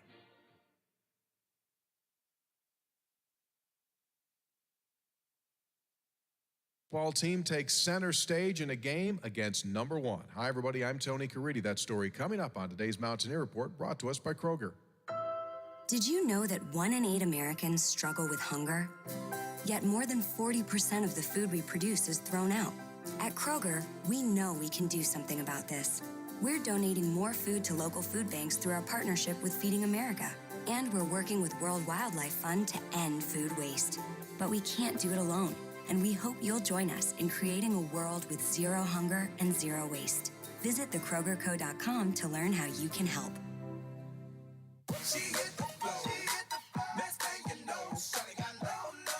Love getting prices that are lower than low on backyard favorites like grill-ready hamburgers and fresh-picked strawberries? Then shop at Kroger. We give you more ways to save on the fresh you love with tools like the Kroger app, where you can find personalized coupons on top of weekly sales, plus rewards like fuel points, giving you prices that are lower than the everyday low. Kroger, fresh for everyone. Game day for the Mountaineer basketball team, and what an opportunity for the WVU program. The 11th rated Mountaineers against the number 1 rated Bulldogs of Gonzaga. Some say this may be head coach Mark Few's best team ever. The Zags have looked scary good in their first 2 games. Mountaineer coach Bob Huggins says Gonzaga's long-term success goes all the way back to the guy who Few actually replaced. Well, I think Fewy would be the first one to say he owes a lot of it to Dan Munson, who really got it going. I think people forget they were on probation when Dan took over. He really kind of got them going, and then Fewy has taken it to another level. I mean, without a question, he's taken it to another level. They've done a great job recruiting. I think he's done a great job he was probably at the forefront of taking transfers and those kind of things, and doing a great job of bringing a transfer in and having him fit into what they do.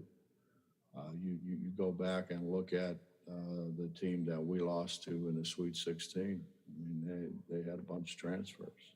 He's done a great job of doing whatever it takes. Tip-off tonight set for 7 o'clock. Our pregame here on the network begins at 6. Tonight's game will be the 7th meeting with a number 1 rated team for Bob Huggins since coming to West Virginia. All 7 games have come in the last 5 years. The Mountaineers are 2-2 in their last 4 meetings with number 1. Off the court, WVU announcing yesterday fans will not be allowed in the Coliseum for men's and women's basketball games in the month of December.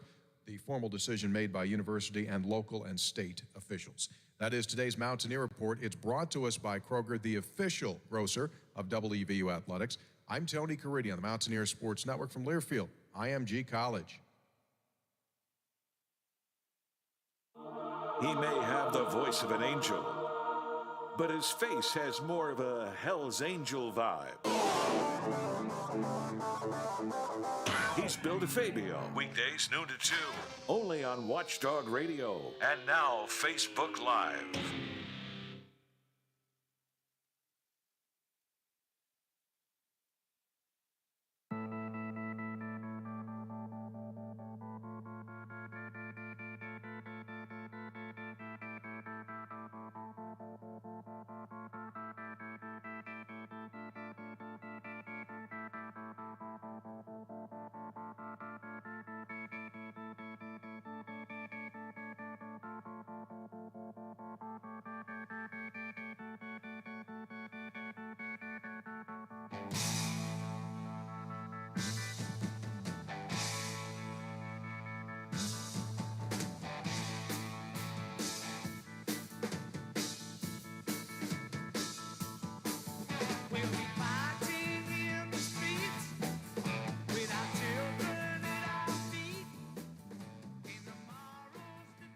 playing it with the music today, Lola. Welcome back to the Watchdog. I'm Big Rick. It is 3:41, and meet the new boss, same as the old boss. Well, that's it's an interesting take on America right now. We'll see. We are going to talk to Stephen Allen Adams coming up here in the 4 o'clock hour. He, of course, writes all the government issue stuff for the Intelligencer and Ogden newspapers all over the state of West Virginia. So we will get his takes on some things. But I'm going to give you my take here. I don't care who you voted for president. We're still friends. We're cool. I don't care. Everybody's entitled to feel the way that they want to feel. That's what makes this country great. However, at some point, I think the reality has to set in that even if, and I'm not saying I believe this, I'm 100% saying I don't believe it, but even if the election was rigged or stolen, it's over. It's over. Somehow, some way, they got away with it, dang nabbit. I don't know how, but they did, if that's what you believe. And it's not coming back. And every day, I feel like I see 5 or 6 stories about certain states that have, again, rejected or no evidence found in the same states over and over, whether it be Georgia, Wisconsin, Arizona, and of course, our neighbor, Pennsylvania. Mm-hmm. Apparently, the Pennsylvania is the one that Trump's just not letting go of. And I was thinking about this, and I'm sure this is going to make somebody mad. And I don't care if it makes you mad. You're welcome to call and be mad. 304-214-1600. 304-214-1600. Text us your anger. Call with your anger. It's fine. You can agree if you want, but that's not nearly as fun. I think at this point that all of these, but no, really, look at the case again. No, really, count again. I think it's just a prolonged effort to bank money for 2024. Or I don't think it'll get to 2024. I really don't. Although President Trump did say, we're trying to give you another 4 years. If not these 4, we'll see you in 2024. So basically already alluding to the fact that it's probably going to run for president again in 2024. I don't think it gets there, but what it does do is pad the pocketbook for the next 4 years of legal battles, running a campaign over the next 4 years. Because the campaign for 2024 will start on January 20th, 2021. Yeah. So, I mean, you can mark that down. If all this stays as is, which it will, it's going to just start the day of the inauguration for Joe Biden. And it is what it is. I mean, everybody that's of a certain age has the right to run for president. So if he wants to, he's got the money to do it again. Have at it, I guess. But why are you paying for it? You know, when I started to really kind of look at all the options, because there are some things, I'll be honest with you, that some policies that I really liked in the last 4 years. I mean, just what it is what it is. But some of the things I thought were kind of smart moves. I thought they were savvy financially. So instead of just basing, because I can't just be a red or blue. That's just not who I am. I think issues matter. And I'm never going to vote for anybody based off one issue. That's just not who I am. I think you add up all the issues that you care about and figure out who the best candidate for you is. And that sometimes it's red, sometimes it's blue. And I don't care how anybody feels about that because I get to do that. It's my opinion. It's my right as an American citizen to do so. So I signed up for both email blasts from Trump and Biden. Mm-hmm. I'll be honest with you. I wasn't blown away by the facts in either. But what I am blown away by is the downright begging for money. I know. And you're getting robbed. If you're sending money to this, your money is not going to make Donald Trump the president after January 20th. It's not. It's not. It's going to sit in a bank account. It's going to bankroll a bid or an attempted bid or an attempted third-party bid, which is probably more like it, for 2024. And you're paying for it now. And I got news for you. Nobody saw 2020 happen in the way it did. Can you imagine what 2024 could be like? Why are you doing this now? And I keep reading these email blasts because I need stuff to talk about on the show. And so I want to make sure that I know at least what they're saying. And I am just flat out flabbergasted by the amount of people that I know, wonderful, wonderful people that I know, that I will always be friends with because it has nothing to do with who anybody votes for president for any reason to be friends with someone. I know a lot of people who have severed ties. Yep. Families that have been torn apart. Yep. Absolutely. As I remember, our government correspondent, Steve, who we'll talk to next hour, he said flat out he can't be around his family and talk about these things. And Steve was involved in state government for a living. That's what he does to make his living. And, he's allowed to also have a personal take on things and vote for who he wants to vote for. He's still a citizen of the state of West Virginia in America. And he can't talk about his family. So I know families and friends who have just completely broken up. I don't care who you voted for. I don't care if it went your way or my way or both. I don't care.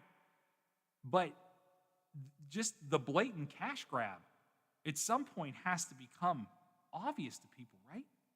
You would think, but 75% of all the monies that are being collected now are going toward a PAC that was, I think, formed the day after the election or something. So if you think you're sending money in to help with legal challenges, it's not going there. No, it's going to a PAC, which is just a committee.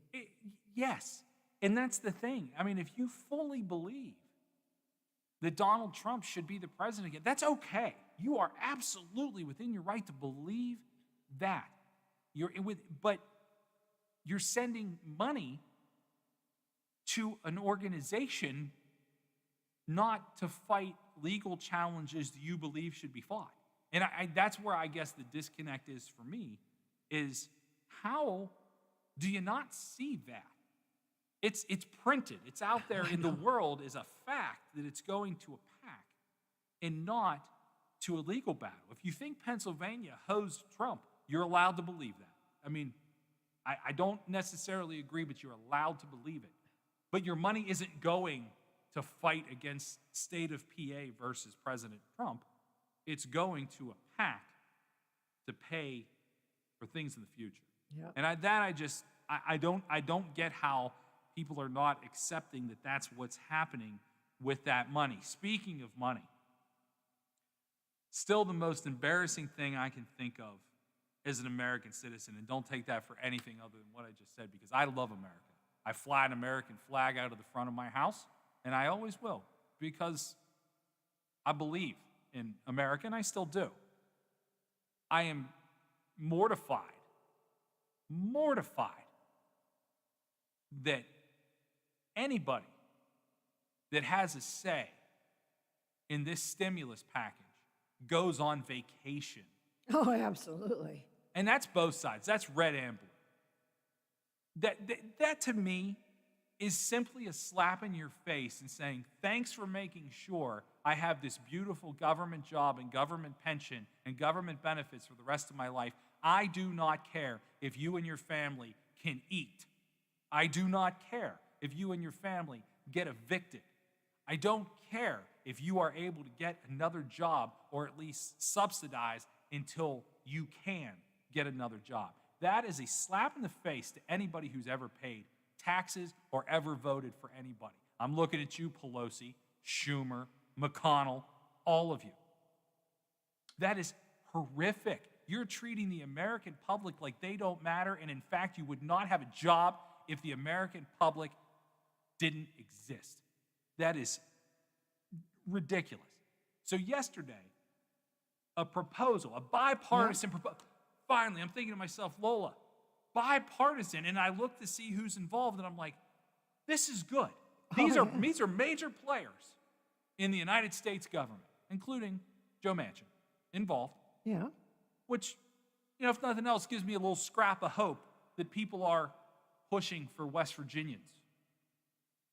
And I see this, and I'm like, you know what? Maybe we're turning the corner. Maybe the aisle has been met in the middle, and we go, this looks like it could be the framework for helping America through the greatest crisis that existed in my lifetime. In everybody's lifetime since 1920. Yeah. No. The answer was no. I know it. McConnell said no. Pelosi said no. Yeah. Are you kidding me? Are you kidding me? And I'm not saying it's perfect, because I don't know. It's like 73,000 pages worth of things that I don't understand. I mean, I'm not a lawyer. I'm not a political analyst. I'm not any of those things. But I am an American citizen. I do have the right to think what I think. And what I thought was, here's a bipartisan idea that people who normally won't work together did. And it gave me a glimmer of hope. Not even so much about the stimulus, but just a glimmer of hope that maybe some healing is. You're actually talking to each other. Yes. You're in a photo with the other side. Yes. And I thought, man, maybe we're moving forward. And instantly, Pelosi, not enough. McConnell, too much. Done. Try again, maybe. And who in the hell is Mnuchin? How does he even fit into the picture? He ought to go away and keep his mouth shut. Well, that man is a you're right. skinflint. I'm being very careful. Yeah, I was going to say, fired up today as Lola, but I don't understand. And you got to remember, too, you have to take everything you read with a grain of salt, knowing that it probably came from the perspective of one side or another. Trying to find actual facts, like true facts, from a true reporting site is not easy. It's not easy. I mean, but how does this guy have all the, he has all the cards. Yes, he does. And that, to me, says that system has to be broken in some way or another. Does he not know he's out of a job in 6 weeks? Well, and I think that's part of what's happening now. I think, he's going to sink with the ship. And I think he has to know. And I don't know if this is his last-ditch effort to maybe get swept off with the wave of what could happen 4 years from now, or what. But all of these people should be ashamed of themselves. And I'm not going to tell you that these 5 senators and these 5 people that have come up with this bipartisan plan of $908 billion should be carried around like they just won the Stanley Cup and Super Bowl all at the same time. But they did do something. Yeah. They did move forward in some way. And for that, I think the effort should be applauded. The fact that it was instantly just shut down is not good. The update from about 16 minutes ago, according to the Associated Press, so I generally take what the Associated Press says as got to be factual in some ways.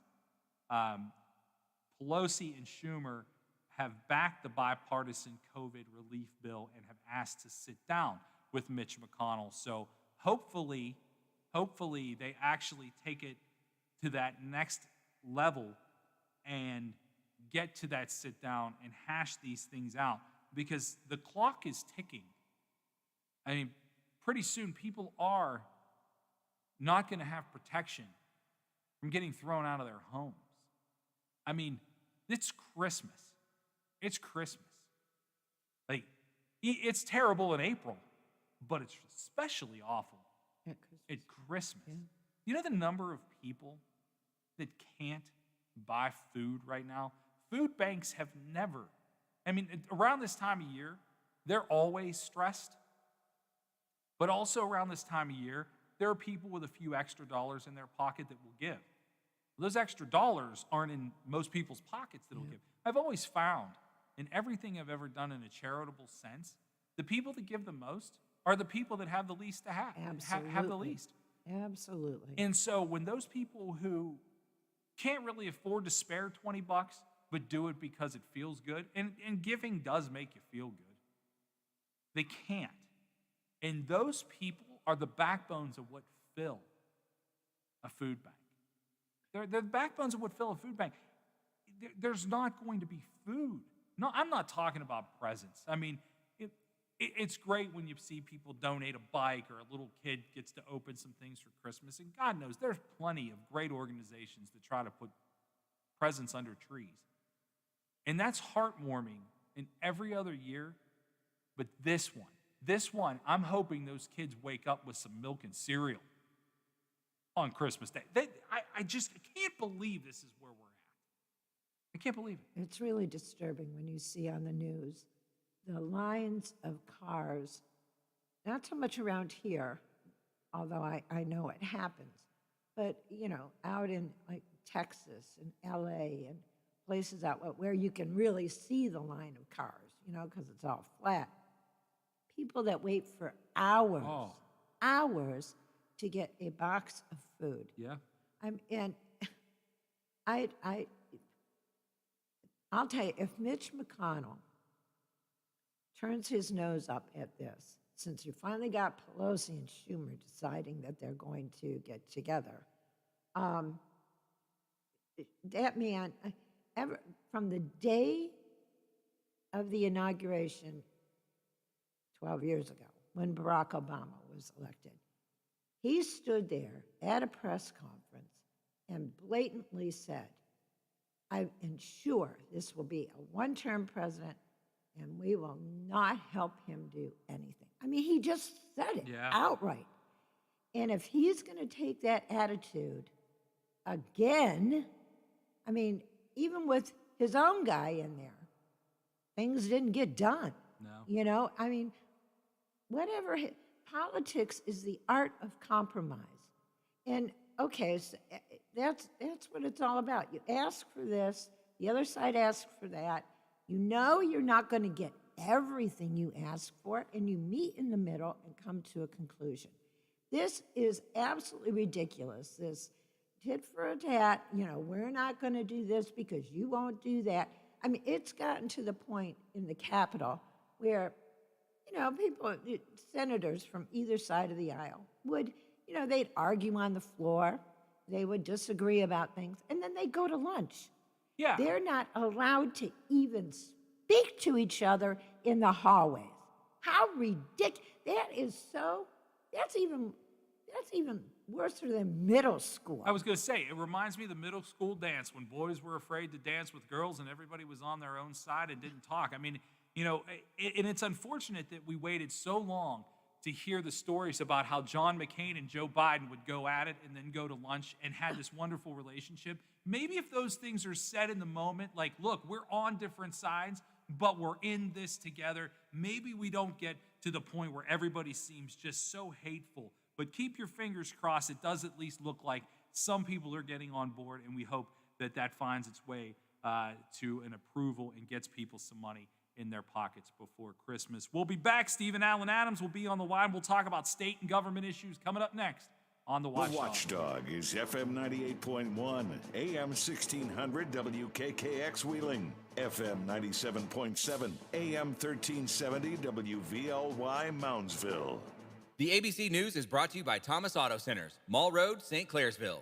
Get the best deal at Thomas Auto Centers.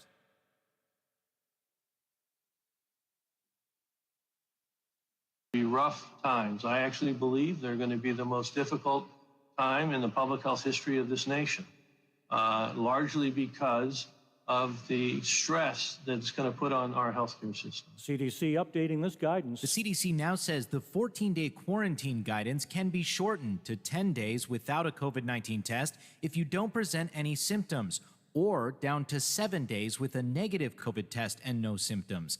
The CDC's Henry Walk also reiterating Wednesday their concern about a spike in cases due to the holidays. CDC recommends that the best way to protect yourself and others is to postpone travel and stay home. He says the new quarantine guidance carries a slightly higher risk, so he says the 14-day quarantine is still their best recommendation if you've been exposed.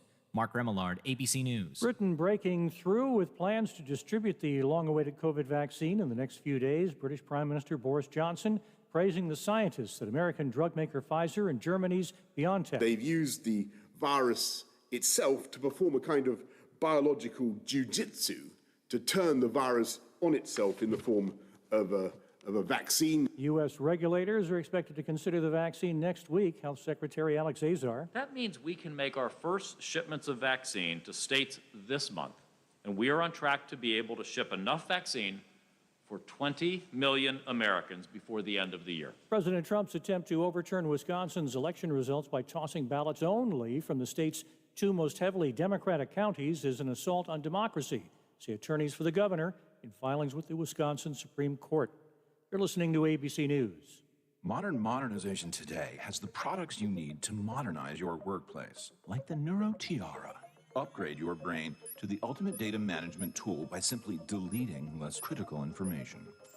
Childhood erased. At CDW, we get a Neuro Tiara won't modernize your data. You need hybrid cloud data services from NetApp that simplify management and accelerate digital transformation to help unleash the full potential of your data. NetApp and IT orchestration by CDW. People who get it. Find out more at cdw.com/NetApp.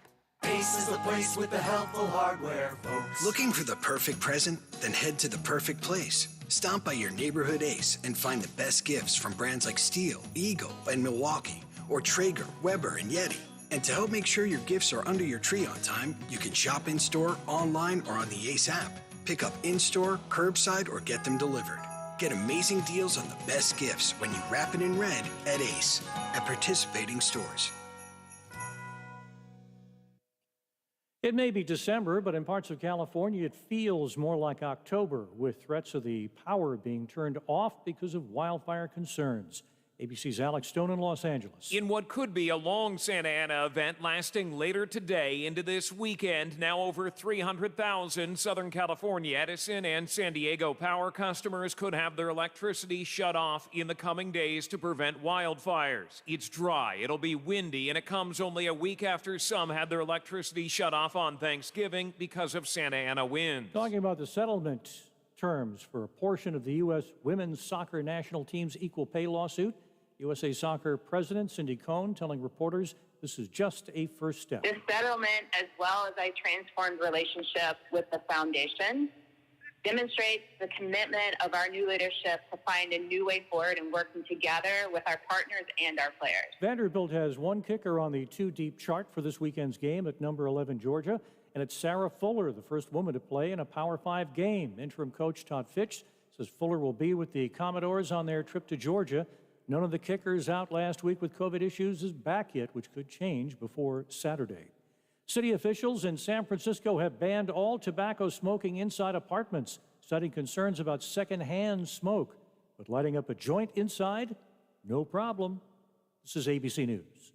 I'm Dr. Andrea Russo, a cardiologist. Maybe you're waiting to talk to your doctor right now. But if you're having an irregular heartbeat, heart racing, chest pain, shortness of breath, fatigue, or lightheadedness, don't wait.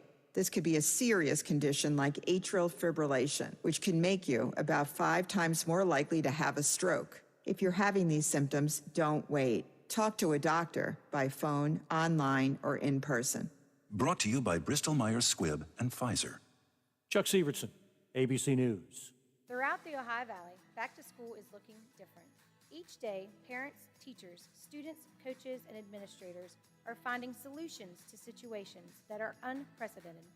All of us at the Highlands appreciate everything you are doing and are here for the items you need.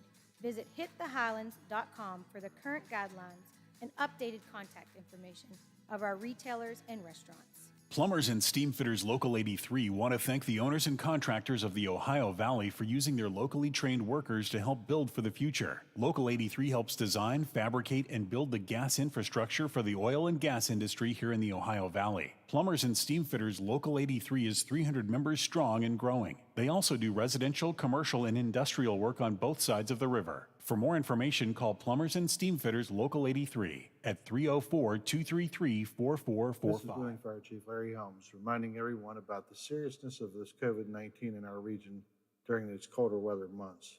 This virus is spreading rapidly and could put a strain on our hospitals and emergency services. I am asking everyone to please wear a mask. It's important to make sure your mask covers your nose and your mouth at all times.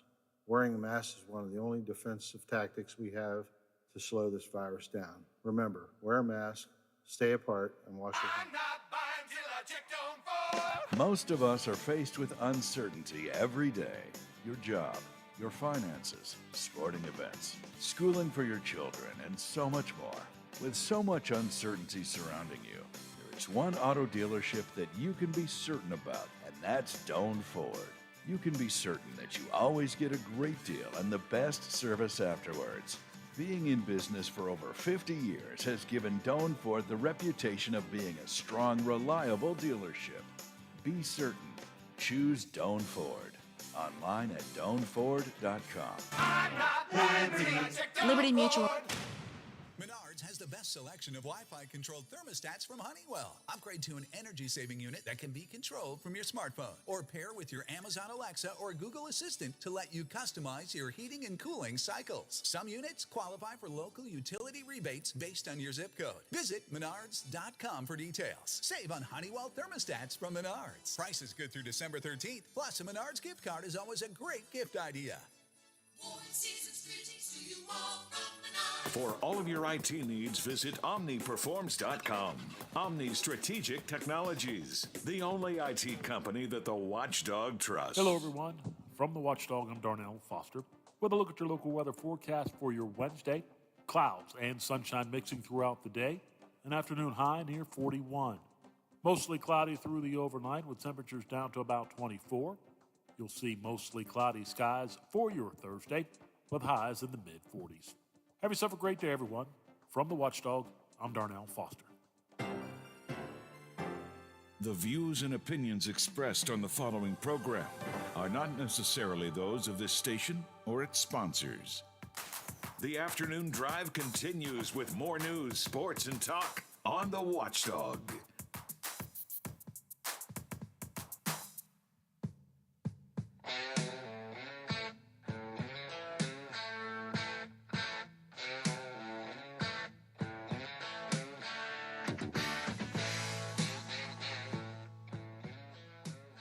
Welcome back to the Watchdog. 8 minutes after 4, Steelers look awful. Ben Roethlisberger throws an interception into the end zone. Steelers did score on a defensive touchdown by Joe Hayden. And just recently, Ray McLeod muffed a punt. Got knocked loose, picked up by Baltimore on the 10-yard line. They're threatening to score, but will probably underachieve. Let's talk to Stephen Allen Adams. Steve writes for the Intelligencer and Ogden newspapers all around the state of West Virginia. He is embedded into our state government, not our deep state government. Stephen Allen Adams, how are you, buddy? Oh, I'm good. I am deep inside the state government. I figured that's where they stick you, and that's where you stay. What's going on, man?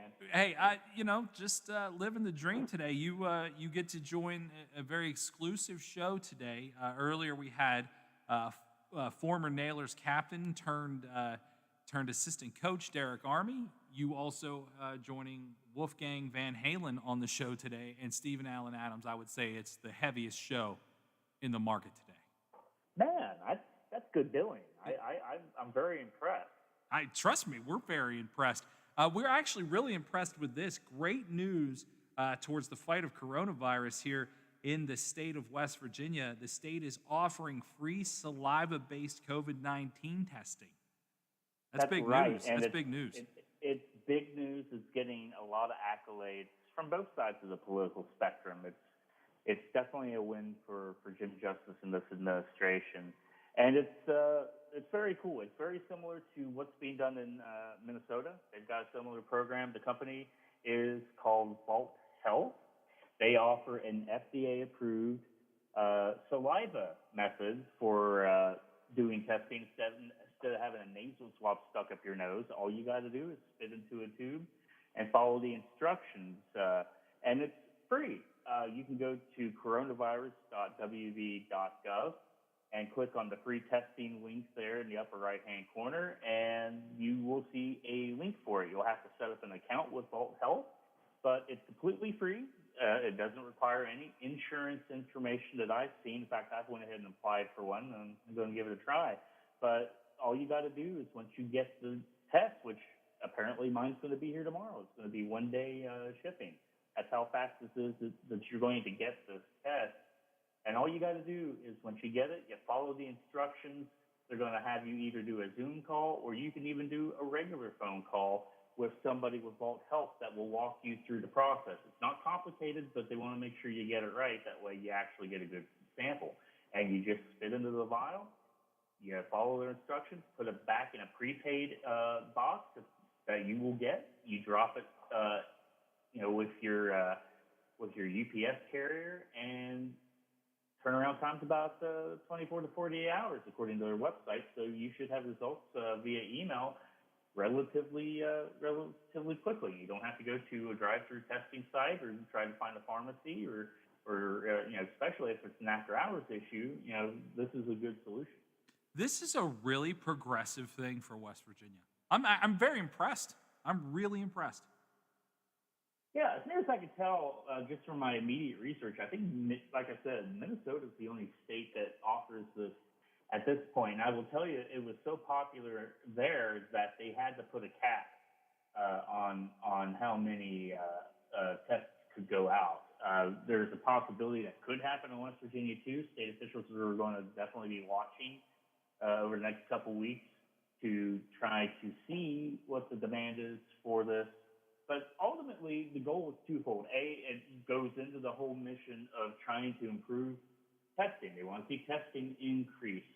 Apparently, we rank 11th in the nation for our testing numbers, and we want to get to number one. We want to have more people testing. But not only that, this will allow county health departments, our West Virginia National Guard members that have been on the front lines, other state healthcare workers. This will give them a break. Because if more people will decide to do this at-home test versus trying to staff these drive-through tests the way they're trying to do it, they can move a lot of these officials, these healthcare workers, these National Guard people that are on the front lines, they can move them and put them where they are most needed. Say, a county that's got a lot of cases, like Mineral County on the other side of the state has a lot of cases for the size of their population in their county.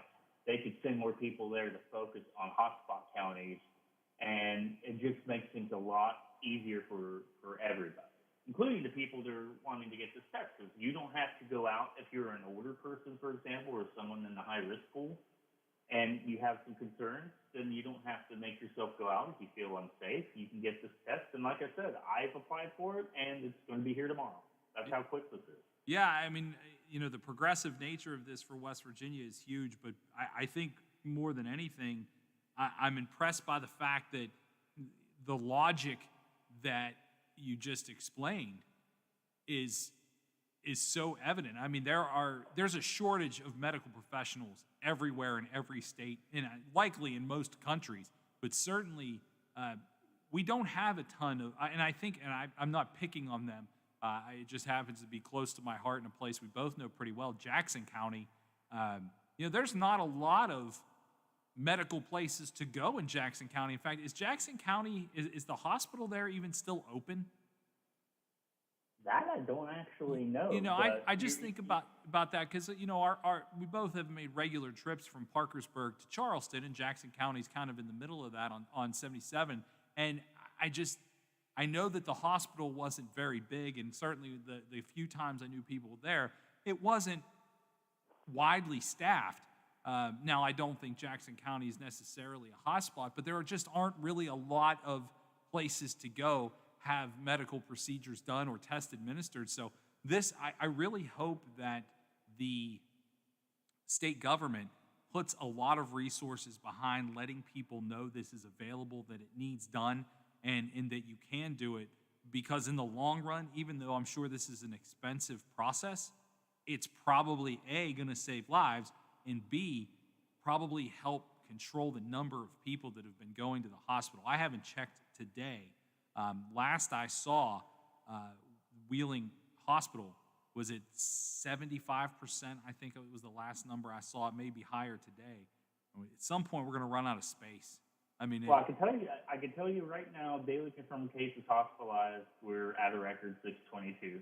I can tell you ICU beds, which are the real concern. To be honest, we're not going to hit our threshold of beds in this state.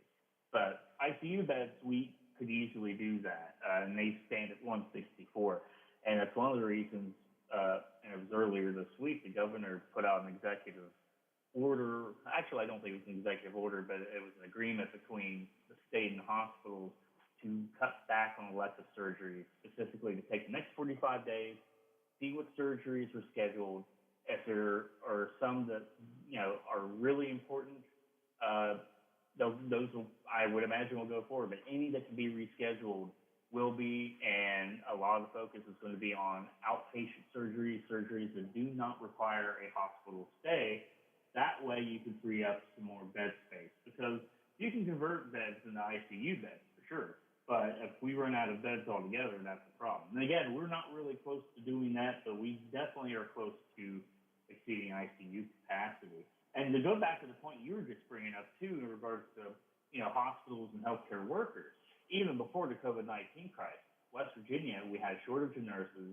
You had issues where you didn't have great access to, say, a family practice physician.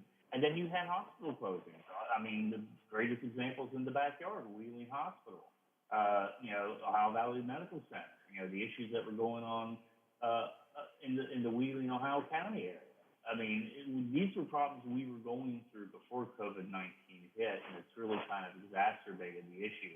I suspect the legislature in the next session, and I haven't seen any type of agenda be leaked out yet, but I suspect they're going to probably take a look at things like certificate of need laws, things that put roadblocks on people being able to start, healthcare businesses, such as maybe set up a new hospital or set up a new practice and that sort of thing. So it's an issue that has exacerbated because of COVID, but it existed before we got here.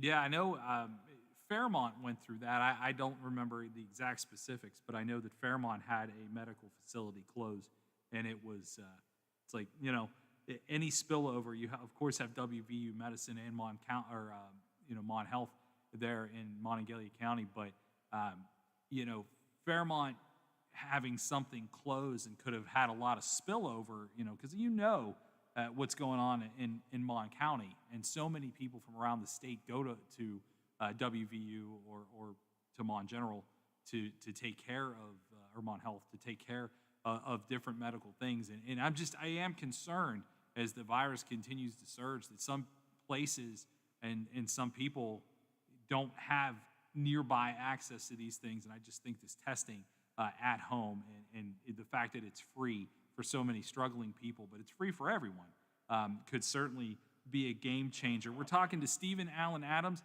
You can read his stuff in the Intelligencer and Ogden newspapers around the state of West Virginia. Let's talk Jim Justice for all the praise we can give him for this. Maybe he's going to earn a gold star this week. Apparently, he comes close to saying or admitting that Joe Biden could possibly be the president-elect. It's getting a little closer.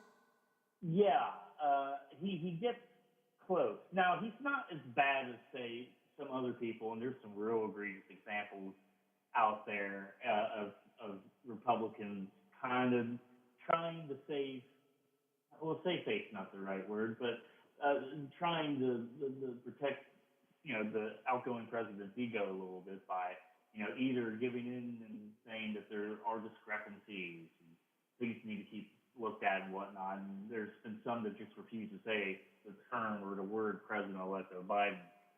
Justice today said, quote, "The more and more evidence that comes in, it surely looks like Biden will be our president," unquote. That's about as close as he got. He still believes that Trump is within his rights to make sure every vote is counted and go through the processes, the legal processes that are available to the president in regards to challenging the 2020 election. I don't think anyone disputes that, but that you had the ability to do that. But you've seen the numbers, I've seen the numbers. Most of the legal cases have been thrown out. There have been no substantiated claims made to have been able to be backed up. There certainly hasn't been any claims that have been presented in court with actual evidence, to the point that even Republican-appointed justices and even Trump-appointed justices have really kind of laid into the Trump campaign legal team led by Rudy Giuliani on this stuff, because they're just not presenting anything that comes close to overturning the election for Biden. And so I feel like justices, who is a friend of Trump, Justice switched back to Republican from Democrat because of Donald Trump. Donald Trump Jr. has been in the state for fundraisers. Donald Trump Jr. has been hunting with Jim Justice before. So he obviously has close ties to the president. But, smart people can see the writing on the wall, and Justice's only real issue is he just thinks that what's the harm in waiting, because the Electoral College hasn't met yet. That's supposed to be December 14th. So, it doesn't hurt the wait, but he sees the writing. Yeah, I would think so. And I guess the only thing is, and Lola and I had a pretty spirited conversation about this before you joined in the 3 o'clock hour. I have no issue with everybody being able to believe what they want. That's part of your right, is to believe, whatever you want as far as policies, political sides, and certainly individual issues. I fall red on some issues and blue on others. So I guess I think that everyone has their right to do that. I just am kind of shocked at the number of people, and this is where I think the harm may come in for Jim Justice not outright saying, look, it may not be what we wanted, but it's what happened, is that when you see the head of a state that certainly fell into the favor of Trump by, was it 75% of voters? Yeah, it was overwhelmingly for Trump. I think if he can put out there the acceptance of what happened, whether he likes it or not, which he obviously doesn't, then maybe we can collectively move forward as a state. So many people that I know, and you can't judge anything by social media. We've talked about that to the nth degree, but I have so many friends on my social media that, and that will, that are probably listening to the show or will stream it later, which of course is available to you on Facebook. You can just go to the Watchdog and listen to the entire show, that are not accepting this. And I think when it finally is accepted by the governor, I think begrudgingly a lot of those people that I see that are willing to die on that hill that it was rigged or fixed or whatever you want to call it, I think at least they'll still be mad, but I think they can move forward when the governor moves forward, and hopefully that will come sooner than later. And I don't know you're that definitely a little bit more optimistic, which is why I love you, but on that than I am. And the reason I say that is I've been obviously following the Georgia situation. Boy, the Georgia situation is ugly. Oh, it's real ugly. I don't know if you saw the video that pretty much went viral yesterday of one of the election supervisors for the state that works for the Secretary of State down there. Gave a very impassioned press conference yesterday, specifically because what he called the straw broke camel's back. There was a young contract employee whose only crime was showing up to work, not a public official, just a temporary worker doing a job for the voting system contractor down there that was starting to get death threats, and at that point, they just lost it because, obviously they've been getting attacked from even the Republican Senate candidates down there that called for the Secretary of State there to resign. You've got Trump himself that attacked the governor and the Secretary of State there.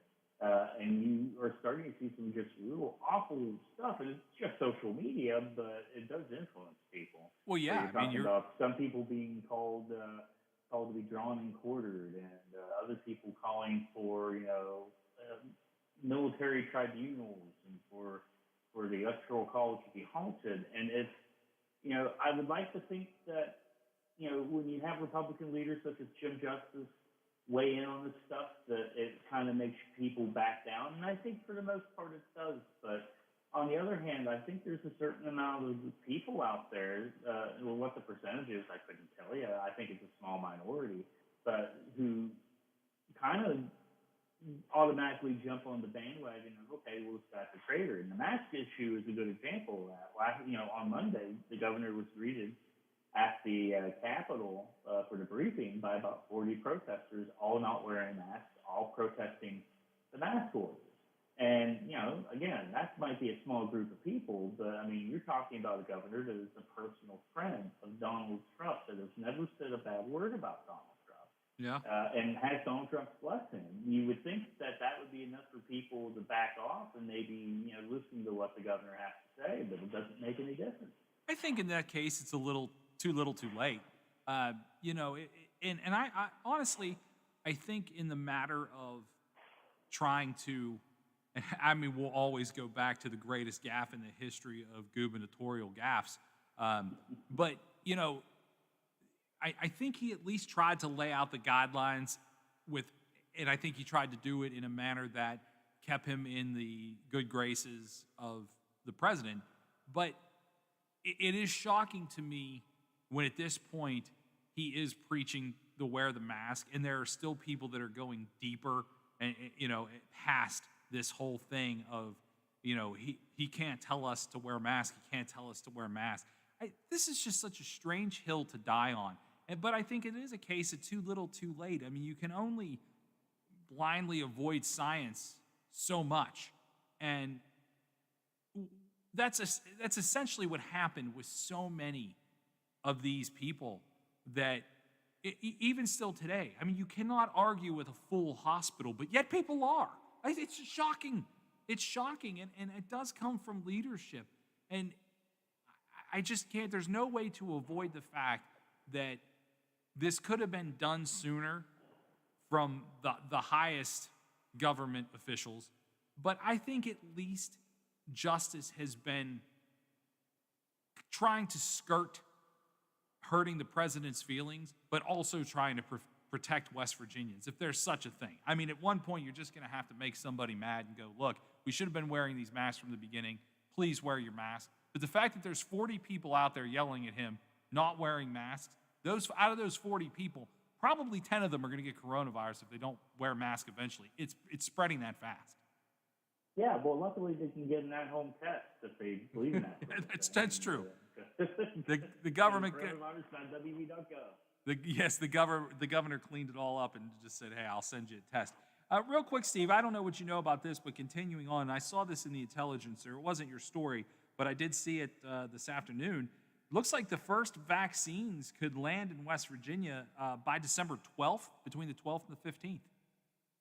Yeah, that's right. I had a story about that last week, going into some detail on the plans which are being led by Major General James Hoyer of the National Guard. Of course, he's retiring at the end of the year, but even when he retires, he's still going to be heading the task forces, putting together the plan for distribution of the vaccine. Now, the FDA is meeting on the 10th to approve the Pfizer vaccine, which I think most people expect that they're going to. I know UK just gave approval for one of the vaccines. I can't remember if it was Pfizer or Moderna. And then a week later, FDA will also meet to approve the Moderna vaccine. So you'll have both of those vaccines out there pretty quickly. So yeah, they're already pre-positioning vaccines around the country to be able to quickly get them out. Now, the FDA also met, I believe it was yesterday, to approve their recommendations for who should get those tests first. And they're recommending healthcare workers and nursing home, assisted living residents, and staff to be the first ones, which is pretty much mirrors the state draft plan as well. That is the intention of the state to do that. So those goals match up very well. And then before long, we'll even have another vaccine down the road, that would be the AstraZeneca vaccine, which is more traditional. The two other vaccines are brand new. They're developed a new way. They have to be kept a lot colder. Yeah, that dry ice is, boy, don't you wish we started a dry ice company back in the day? Whew. No kidding, right? But the AstraZeneca vaccine is going to be more of a traditional vaccine with a traditional shelf life. And in full disclosure, I'm actually in an AstraZeneca vaccine trial now here in Charleston. I was going to, not that I knew that, but I was going to ask you how comfortable, because I know you must sit in meetings upon meetings and oftentimes just hear a lot of things over and over. I mean, you're great at what you do, but I don't envy the situation of sitting through a lot of bureaucratic things. I can't imagine how much of that you hear and have to decipher. I think the idea that there was ever a meeting about who gets it first is ridiculous. It's obvious. It's a no-brainer. Protect the people that are trying to save lives and then protect the most vulnerable people. I can't believe that's a meeting. So, I mean, it just was like, I read this and I'm like, I mean, I'm an idiot. And I know that that's who you should give it to first. I mean, just truth be told, who else would be on the list to go first? I mean, well, you're what not else wrong, could be? man. But like, you know, you kind of at least have to have the formality of saying that that's who goes first. You can't just put "duh" on a report. Yeah, you gotta have to have the whole dance routine of going through those motions to do that. But you're right. I mean, it was. I think people knew early on this was going. Those two groups were going to be the first group. Yeah, to me, that's like the redundancy of redundancy department. You know, it's like, I just don't get that. But the fact that you said that you were in a trial, I was going to ask you in our last couple minutes here, you know, from what you have seen from state health officials, I mean, they are recommending people get the vaccine, right? There's no resistance in this, correct? No, there is no resistance. Obviously, until it's more plentiful, they're going to be, you know, making sure different constituency groups get that vaccine first. They have that lined out. You know, I can't remember the order off the top of my head, but I mean, obviously, you know, health departments will be further on that list. EMS, fire, police, teachers, which would be a very smart thing if you want to keep your schools open, especially in West Virginia where a lot of your teachers are older. It would make sense to put them pretty high up on the priority list to get the vaccinated teachers and school officials. But no, the message from the state is when that becomes available publicly, they absolutely encourage everybody get it. And to be honest, here in West Virginia, it's always been a very strong component of vaccinations. I would argue that we probably have some of the strongest vaccination laws, especially in regards to children, in the country. There's occasions where they try to weaken those, but for the most, like lawmakers, usually though, they get thrown out or they just get buried in committee. The state has been very strong on making sure that vaccinations happen and hasn't really given into the anti-vax movement. So this is largely consistent with that same type of messaging as well. Well, that is good to hear. Steve, always good to talk to you. Thank you so much. You can read Stephen Allen Adams stuff in the Intelligencer and Ogden newspapers around the state of West Virginia. Stay well, my friend, and let's talk soon. All right, see you, Big Rick. All right, thank you, my friend. It is 4:34. We're going to take a break, and we'll be back to wrap this thing up on the Watchdog.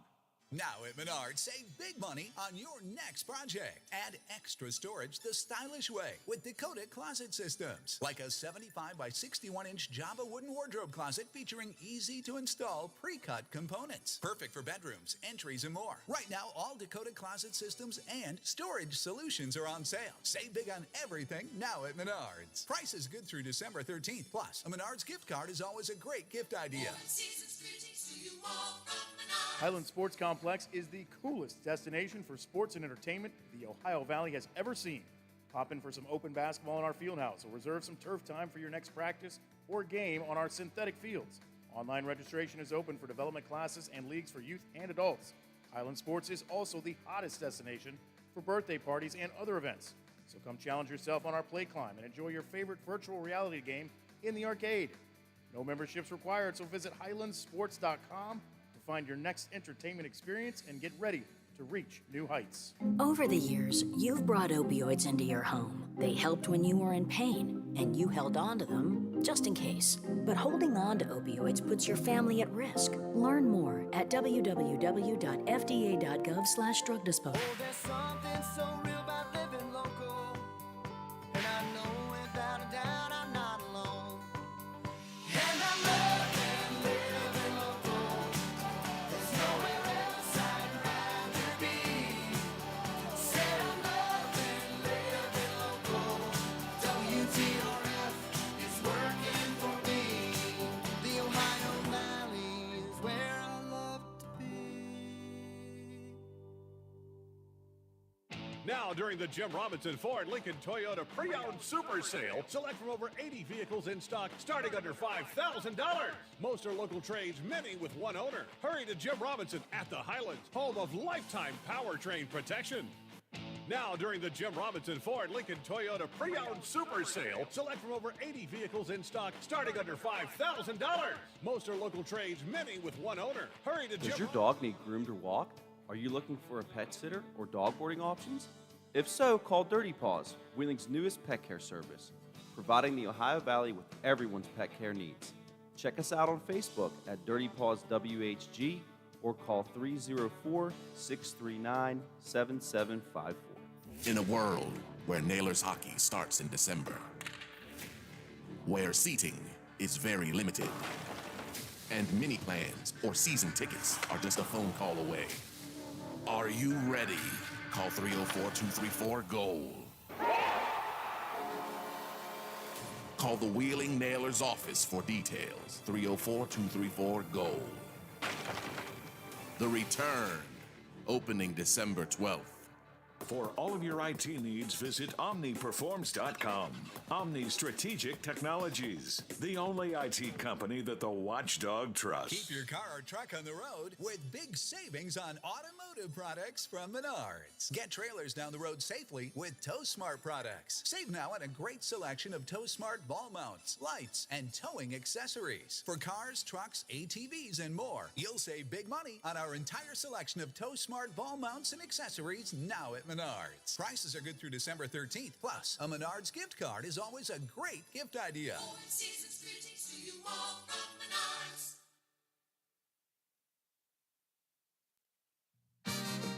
West Virginia Metro News. I'm Chris Lawrence. A Charleston police officer continues a fight for life today at the Charleston Area Medical Center. Patrol Officer Cassie Johnson was shot Tuesday afternoon responding to a complaint about parking. Today, Charleston Mayor Amy Goodwin, speaking on Metro News flagship station 580 WCHS, said her recovery is tedious. Cassie is certainly not out of the woods. This is going to be a long road, and it is still touch and go. I want folks to understand what it takes. I mean, this, as Chief said last night, her injuries were really injuries that were just not sustainable with life. Now, the person police believe shot Officer Johnson was also shot and wounded. He is in custody today, but investigators have not revealed his name. They have also not revealed any of the circumstances surrounding the shooting to this point. Johnson is 28 and had been a member of the Charleston Police Force since January of 2018. An accident from Tuesday outside Parsons has left one person dead in Tucker County. Authorities say that wreck happened on Route 219 and involved a pair of vehicles. The name of the victim killed was not released by authorities.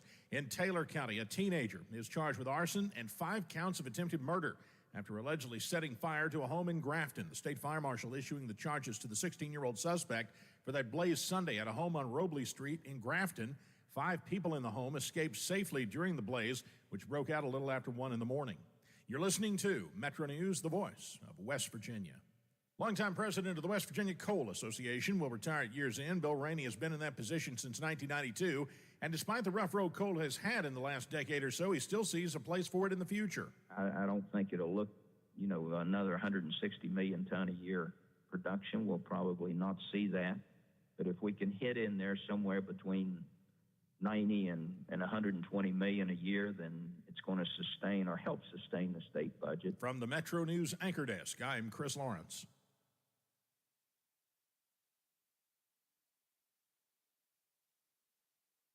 Hello, Ohio Valley. This is Kate Delaney inviting you to join me overnight here on the Watchdog Whether it's talking to big names in entertainment or sports, discussing the latest political news, or just chatting about life, I'll be here to keep you company on the Watchdog, WVLY AM 1370, FM 97.7, or online at watchdognetwork.com.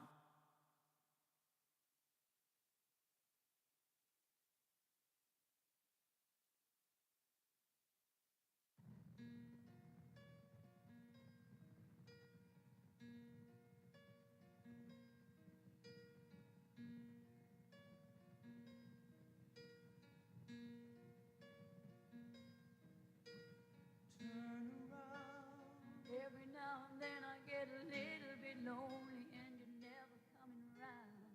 We use that song because that's Ben Roethlisberger begging his receivers to turn around and catch the ball. My goodness, this game is atrocious thus far. It is a 9-7 advantage for the Steelers, but ugliness so far in the Steeler game, a game that they should win, honestly, by 30. If they don't, I think it's a disappointment. Good news is your sports nightcap tonight, pretty tasty here on the Watchdog. Number 1, Zags taking on your Mountaineers. That is going to happen tonight, 7 o'clock. And this is a tournament. It's the Jimmy V Classic, I believe. So tournament games tend to do what they do. So it is presented as a 7 o'clock start. If you don't hear a game at 7:05, don't stuff. But you do have one right now. And, of course, tonight, great basketball. WVU ranked 11th.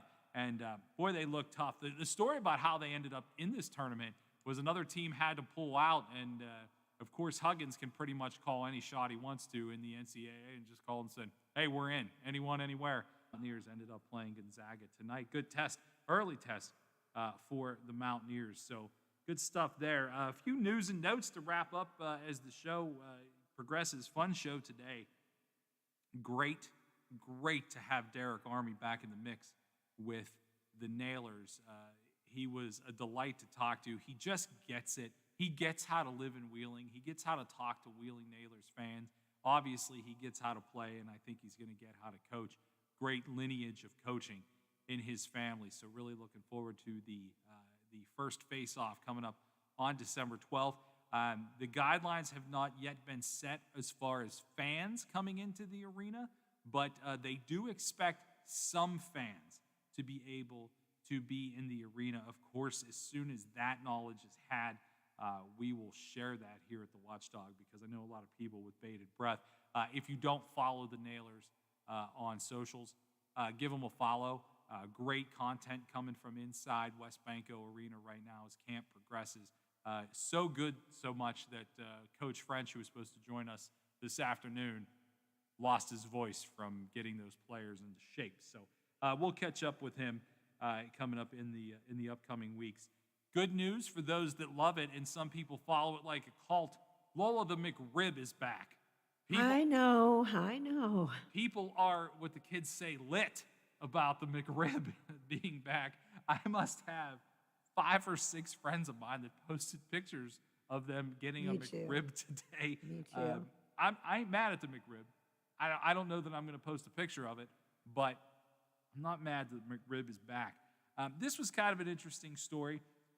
Sports related. Were you ever an athlete, Lola? Did you play any sports? No. Well, volleyball. Okay. I mean, because back in my time, girls didn't have anything. There really wasn't anything. We could be a cheerleader or we could play volleyball. And it, that was, I ran track with the boys, but not officially, Well, anything you do, anything sports related that you do, and I am glad that there's so many more options for girls to get out there and play now. And obviously we've seen at Vanderbilt this past week. It was awesome. And I agree with you. It was awesome. My hope is, and because you would be a great person to discuss this with, I hope that they did not do that for the wrong reasons. Vanderbilt is a bad football team, and this was a way for them to get people to say the words Vanderbilt football in a positive way. That girl earned it. She went out there. She kicked the ball exactly the way they told her to. and she executed it the way they wanted. I just hope that she earned her spot and they didn't use her in a negative way or a publicity way. It's a weird call. I've seen people debate it both ways. I think it's good for the sport. I just don't want it to be a novelty for her sake. The way I look at it, just the end justifies the means. It got the public to again analyze women playing football, and if that's what comes out of it, more power to it. Whatever the powers that be, whatever their motivation, good things came from it. She Agreed. wasn't humiliated. The guys loved it. Sure. They were all out there so happy for her after both teams congratulated her. If it broke down some barriers, and I'm sure it did, then good for it. No, I hope that it did all of those things. What I really liked about what she did, in case you missed it last Saturday, for the first time in a Power 5 conference, a woman suited up to play Power 5 football for Vanderbilt. She executed the second half kickoff, a squib kick, which is what they told her to go out there and do, and history was made. What I loved about the story was she ripped her teammates and said, "You're not cheering for each other. This is come on, we're a team." She had just won the NCAA soccer tournament. Yeah. She was the goalie, and she said, "This is not how you win as a team." So that I am all for. I'm all for her getting her chance, but I'm all for. Hey, sometimes leadership comes from the strangest places, and just because she had just joined the team and really played a very small role on the team itself, played a huge role in the public and the court of public opinion, and then actually said, hey, if you want to win, you got to be good teammates. And I thought that was absolutely fantastic. The reason people play sports, especially football, to win the Super Bowl. Everybody dreams, if you love football, of winning the Super Bowl. This is kind of crazy, and I don't know that this is something I could part with, especially if I didn't have to for financial reasons. Retired NFL offensive lineman turned broadcaster Damian Woody, who's actually great. He's a fun listen. He's jovial. He's intelligent about his takes. He's a good listen. He is actually selling 2 of his Super Bowl rings from his days with the Patriots. Right now, one is going for about $31,000, the other one for about $39,000.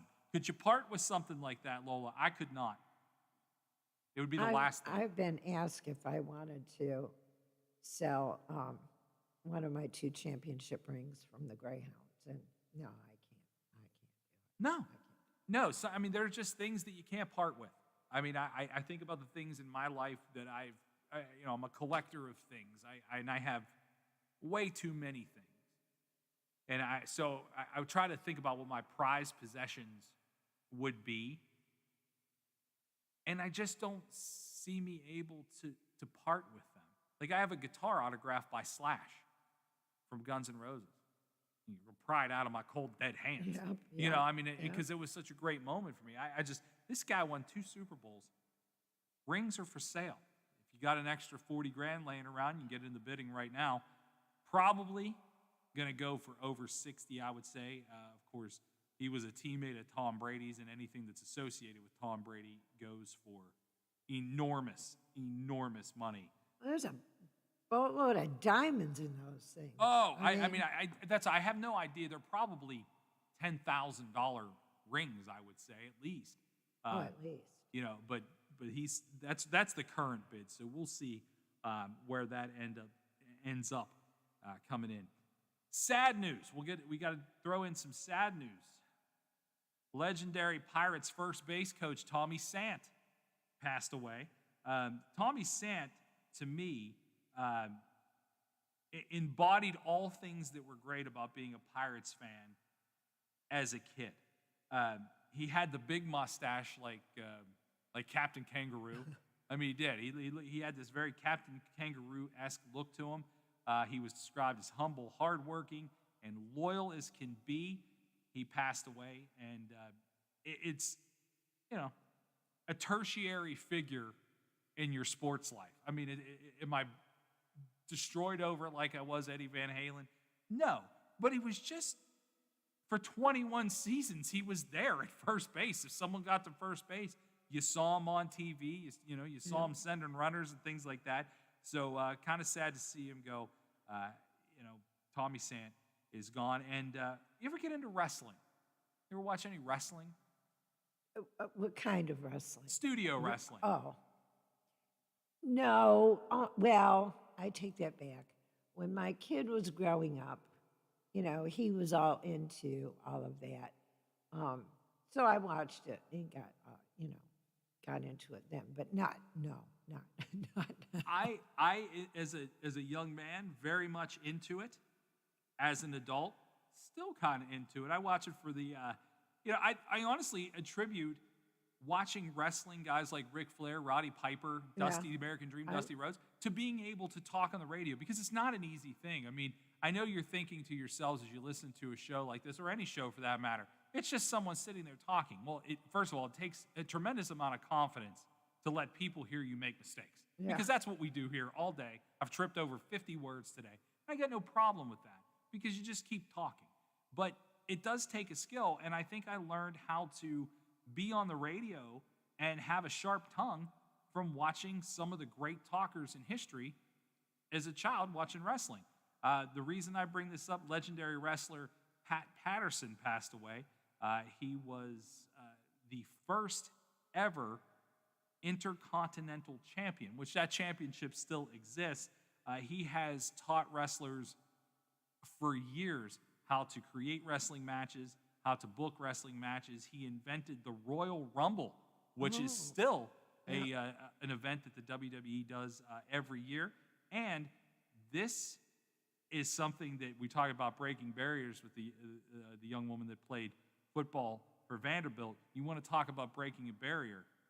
He was the author of his autobiography called Accepted: How the First Gay Superstar Changed the WWE. He was, for many years, the only person who, because obviously there were others that were never, it was never public. Yeah. He was the first openly gay superstar in the history of the wrestling business. A lot of different battles with Sergeant Slaughter. You want to talk about, one of the great wrestling characters of all time. The American that he was, Sergeant Slaughter. So that was one of the things I wanted to pass along to you. A lot of people probably remember that name if you remember Bruno Sammartino, some of the greats from this region. I mean, Dominic DiNucci, also another Pittsburgh guy, Pat Patterson, right in that conversation with some of those in the Hall of Famer that passed away. As we look back on today's show, how great was it to talk to Wolfgang Van Halen? That was awesome. Yeah, if you It missed, really was. if you missed that, go back and give it a listen. Even if that's the only thing you want to pinpoint out of the show that you missed today, it starts around 2:30. You can do that on our Facebook page. It'd be a half hour into the actual Facebook broadcast. You can go find that on the Watchdog. We also have a TuneIn Radio app. It's the TuneIn Radio app, by the way, I went and downloaded on a couple of different devices the other day. Yeah. You have to look it up as WKKX. So if you look up the Watchdog, it's not as easy to find. Just look up WKKX. You will find that. You can take us anywhere that you go, and of course available all the time via the internet at watchdognetwork.com. But yeah, the Wolfgang Van Halen was, I don't know how you feel about this, but it was kind of cathartic for me because, you and I shared that moment when we found out Eddie Van Halen died. We had about 90 seconds from the time we found out to the time we came back on the air, and it was just, we were both pretty moved by that. And to be able to, in some ways, it's the best we're ever going to do, be able to just tell that kid how we felt about his dad and wish him luck, because it's going to take, you think the idea of being rich and inheriting so many things is easy? No, it's hard. It's Yeah. doubly hard, I think. Yeah, I think that young man has a tall task in front of him. You can inherit an empire, but that doesn't mean you can keep it. That's and right. Having a good head on your shoulders and the right people around you to keep it manageable is not necessarily the easiest thing to do, but Having good people around you yeah, is the key. absolutely it is. Absolutely is. I had a chance once to do my radio show from Paris Island, South Carolina, where the Marine base is, where they make Marines. I mean, that's we make Marines. And I got to talk to a 2-star general while I was there who was running the base. And not only did he have regular military duties, but he also was in charge of running Paris Island. So I got to ask my one question, and I said, how do you handle and manage all of the things that you are responsible for? And he said, you have good people around you. And it has stuck with me for a decade or more. So I think that Wolfgang Van Halen, who obviously gives a lot of credit to his mother, I mean, you want to talk about having a double-edged sword. Your mother is a TV star. I mean, was that One Day at a Time? Yeah, that's where she started, but she's done so many, particularly movies made for TV, like on Hallmark and Lifetime and those kind of things. And she's been in a lot of other things too, but I think that's like with your mom. That's where your mom connected to her, was because she was a TV star. Eddie was that's Valerie Bertinelli's husband, basically. Yeah. So. Yeah, it was interesting talking to my mom about that, and she knew right away who I was talking about. And so here's a kid that ended up on the cover of Newsweek and People magazine when he was like 2 months old, and really had, to use a Van Halen reference, the best of both worlds. His mother lived in a TV world. His father was a rock star, and seems like a fairly balanced kid for having those things, which I wouldn't be. Are you kidding me? Well, but see that, truthfully, that goes back to his mother. She wanted him to have as normal of a life as he possibly could, being in the limelight from both sides of the industry. And, that's a hard task to pull off. Absolutely. So good for Valerie Bertinelli.